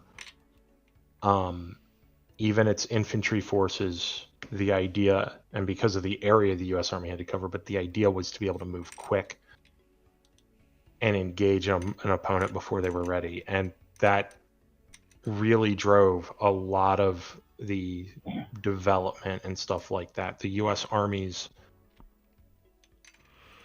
development of maneuver warfare as we know it today followed a different path than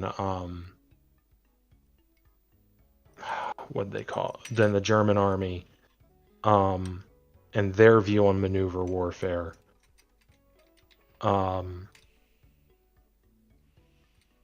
And which is different than the British, but when that political shift started to happen in the army, it was a very quick, okay, we need tanks. And initially, compared to most other nations, the formations were still very infantry heavy, but they were, it was motorized natively because the U.S. automotive industry. Yeah, because... yeah. But the U.S. would come to find out from World War II combat experience that those formations were not infantry heavy enough. And so you have the transition to the World War II light, air quote, armored division. Light being distinguishing it from the pre-war armored division, not that it had like light tanks or anything. It was just not as heavy on the number of tanks. You had more infantry in it. Yep. Basically, it was a light anybody who's really armor. Interested in this, I cannot recommend enough Nick Moran or the Chieftains video on the history of U.S. armor development in the interwar period. It is an excellent intriguing summation of the development. That whole series he did is actually fantastic Really as a whole. good. It is. So, the final question for today goes to Knight6831 on YouTube, which is, in your opinion, would the British have been better off not on adopting the Enfield EM2 rifle than its 7mm x 43 cartridge? I don't know enough about guns to really have a dog in this fight, but I do know there are people on the panel who do know a bit about guns.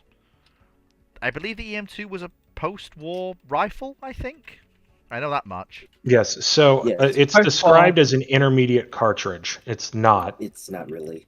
It's still a proper rifle cartridge. It's very similar to 276 Pedersen, which the U.S. was considering adopting pre-World War II to replace 30-06. It's still a rifle, a full power rifle cartridge, but given how things worked out for the British Army with the FAL,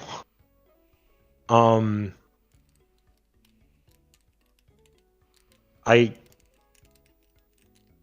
I can't really say that they ended up in a bad position with that. The bad position in British small arms comes later. Yeah, I mean, it's the foul. Fundamentally, the entire There's issue nothing. just There's nothing wrong with the foul. Genuinely, there is. Well, Well, there is the issue with the It's L1A1. long, but It's a very long rifle for what it is, and it's semi-auto only. I mean, It's not like the actual French or Belgian So- FALs that were fully auto. I mean that Yes, distinguish but- that is meaningless. It with when we're talking of these I don't want to say caliber because that's wrong because it's a very similar caliber to the 7.62-39, but to these when we're talking about cartridges this the powerful, full battle rifle cartridge. either with 308 NATO or the British lighter weight but still full power rifle cartridge. So yes, it's long, but it's not an from the time period perspective, it's not a crazily long rifle. You're not. I mean, you do gain some benefit from the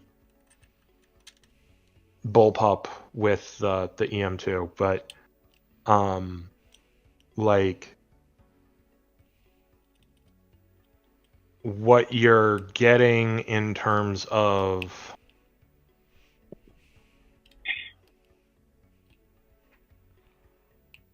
what you're getting out of the L1A1, I think overall, I think the British Army was better off. Now, were the EM2 to have been adopted earlier and worked its way in earlier, that I would be a little bit different on this, because the British Army was using a bolt action for way too long.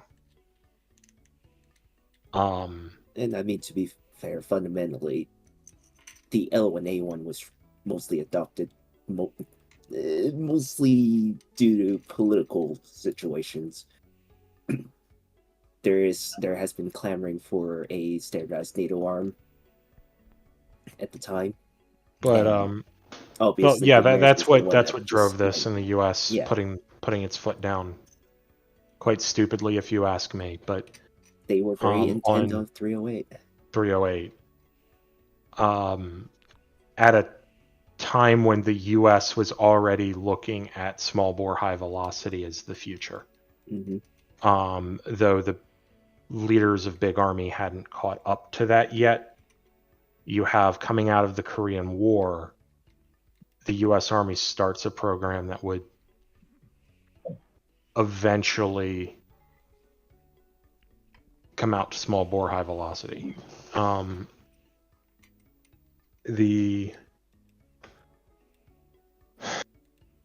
I don't think the British Army lost anything, if I'm honest,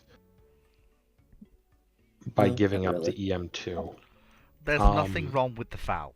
The foul was a perfectly serviceable and actually very good weapon. My only wish out of that period is that the U.S. had adopted the FAL, Yes. And the thing is, yeah, because the M14 was that bad. yes. The issue with the E2 is that it just comes up against It just comes in the at the wrong goat time. of the era. Yeah. It comes in at the wrong time. I think it was a rifle ahead of its time. Kinda, not really. Like I said, the big major issue is just the fact that there's It's political not that blowback. it's Not even ahead of its time, Fleet. No, Yeah. what I mean by that is it's not that the tech is wrong or that the doctrine doesn't exist. It's just that it comes in at the wrong moment when there's that push for standardization on, the NATO, what would become the NATO standard round, the 7.62x51. If it had come in slightly later, based around the requirement for that round. I've just checked my They looked the at firearms and redesigning artillery for that book round from fleet. what's his name? That And one of the big issues about the M2E2 is that it's about it being a bullpup when bullpups were still really new. So there's a lot of case of will it actually keep working in combat? Questions raised around it. That sucks. Well, it's the usual thing of if I you. mean, that's the usual thing of any new rifle. Yeah. And Yeah, but by it is any specifically new rifle, pointed I'm out not referring to any new concept rifle. I'm referring to any rifle that is just off the design press. You have to spend, particularly when you're talking about self-loading rifles, let alone select fire rifles.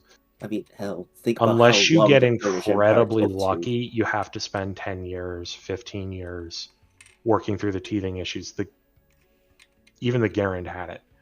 because it's it not describes just in that, the you think British about Army that there's a lot of distrust even to self-loading rifles that's being designed. Never mind a bullpup. If you think about it.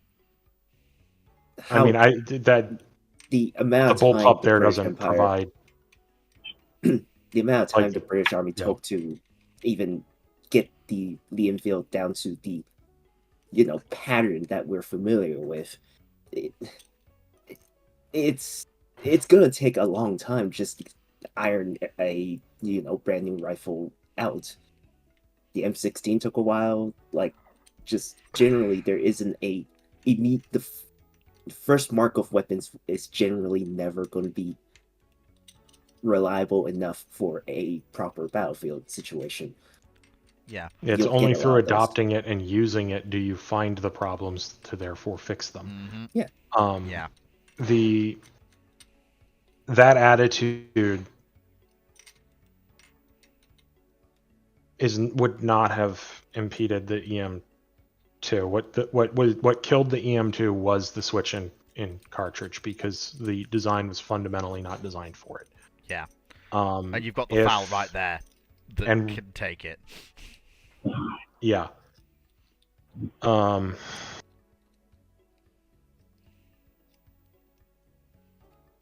The EM2 is not as light as people think it is. We're not in the age of polymer yet, so we're looking at basically. It's a quite heavy rifle. It's going to be. It's most likely going to be heavier than the SLR, mostly because it's a lot more. No. It's not. It's also about its center of mass. It's a lot further into your shoulder center of mass wise. It is. But, right. That's not the what we're overall talking mass- about We're talking marching about just with it lugging- over yeah, we're terrain. just talking that about you're lugging using it. the sling for either. It's not that much of a difference. You're talking about a kilogram in weight difference, and as someone who's done heavy lifting, you don't feel a kilo difference. You really don't. It's probably. You do, but Probably do. You do. do, but Depends it's- on how long you're lugging it around for. Yeah, exactly. pretty but much. this is what I mean. The is- biggest difference you're going to notice in that scenario, Cotters, is the ammunition you're carrying. So if you're carrying 308 regardless, your difference really isn't going to make much. Oh, and if you have a select fire weapon, well, now the ammo you need to carry is going to be more. Mm-hmm. More. And in general, okay, it's a kilo lighter. You're probably going to carry a kilo more. Yeah, there you go. rounds That's the rub, or isn't grenades. And I mean, yeah. or it's the Falklands, so you might pack an M72 for an extra bit of screw you guys in that little machine gun nest. And I mean that can. I mean, you laugh, but that's like the number one use for infantry light anti-tank. Oh no, I know. It's not so but- much the use for it. It's just the way you said it. Screw you guys in that little The- machine gun position. Overall, it doesn't really. From an army perspective, right? And that's how we need to evaluate this. From an army perspective, it changes nothing. Yeah. It's very Because much the only personal thing that is going, either you are so way ahead of your opponent, see M1 Garand, that it does make a difference. Ask the Japanese. Or you are so far behind that it makes a difference. Everything in between is effectively immaterial as long as the logistics iron out. From an army perspective, from a warfighting perspective, people rifle, it's fine. Yeah, and to be honest, the U.S. could have fought that entire war with the 1903 Springfield, and it wouldn't have changed the outcome of the war. The Garand was good enough that it could make the difference in platoon and rifle company engagements, but that doesn't change the fact that at a platoon and rifle company engagement, somebody's calling up an artillery battery. Because the U.S. designed and fielded the right kind of army. That same end result would have happened in the war overall if the 1903 Springfield was the rifle. It just would have made the infantry engagements harder when there was no other support. The U.S. still would have held Bastogne. It doesn't change that. The Japanese banzai charges would have been more successful. Still doesn't change the war. Mm-hmm. And before somebody brings up some of the banzai charges in Guadalcanal, 1st Marine Division fought that campaign with the 1903 Springfield. Yep. In 1917s. The Garands did not show up until the U.S. Army troops showed up. Correctly, the only weapon that really could have changed that was 4 bars, but actually probably not more BARs, probably given the Marines probably either more Johnsons or realistically just more Brownings. More 1919s. Yeah. More 1919s, more 60mm mortars, that sort of deal. That's the other thing a lot of people forget is the U.S. was running around with 1 to 2 60mm mortars in every rifle platoon. And yes, the British were running around with 40mm, but the 40mm was mostly used for smoke because of the HE's performance concerns. They had them, they would use them, but they weren't all that useful in that role. They were more useful for smoke employment, whereas the 60mm were absolutely deadly.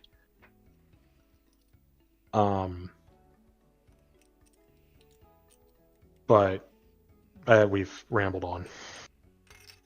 That's fine. That's the point of ramblings. Yep, that is why we have the show being the way it is. I'd like to once again thank everyone for coming. So thank you, Cyclic, thank you, Conron, thank you, Foxo, thank you, Moe, thank you, Dragon, thank you, Dr. Clark, thank you, Phoenix. Thanks for having us. Thank you, everyone, for the questions. As always, couldn't do it without you.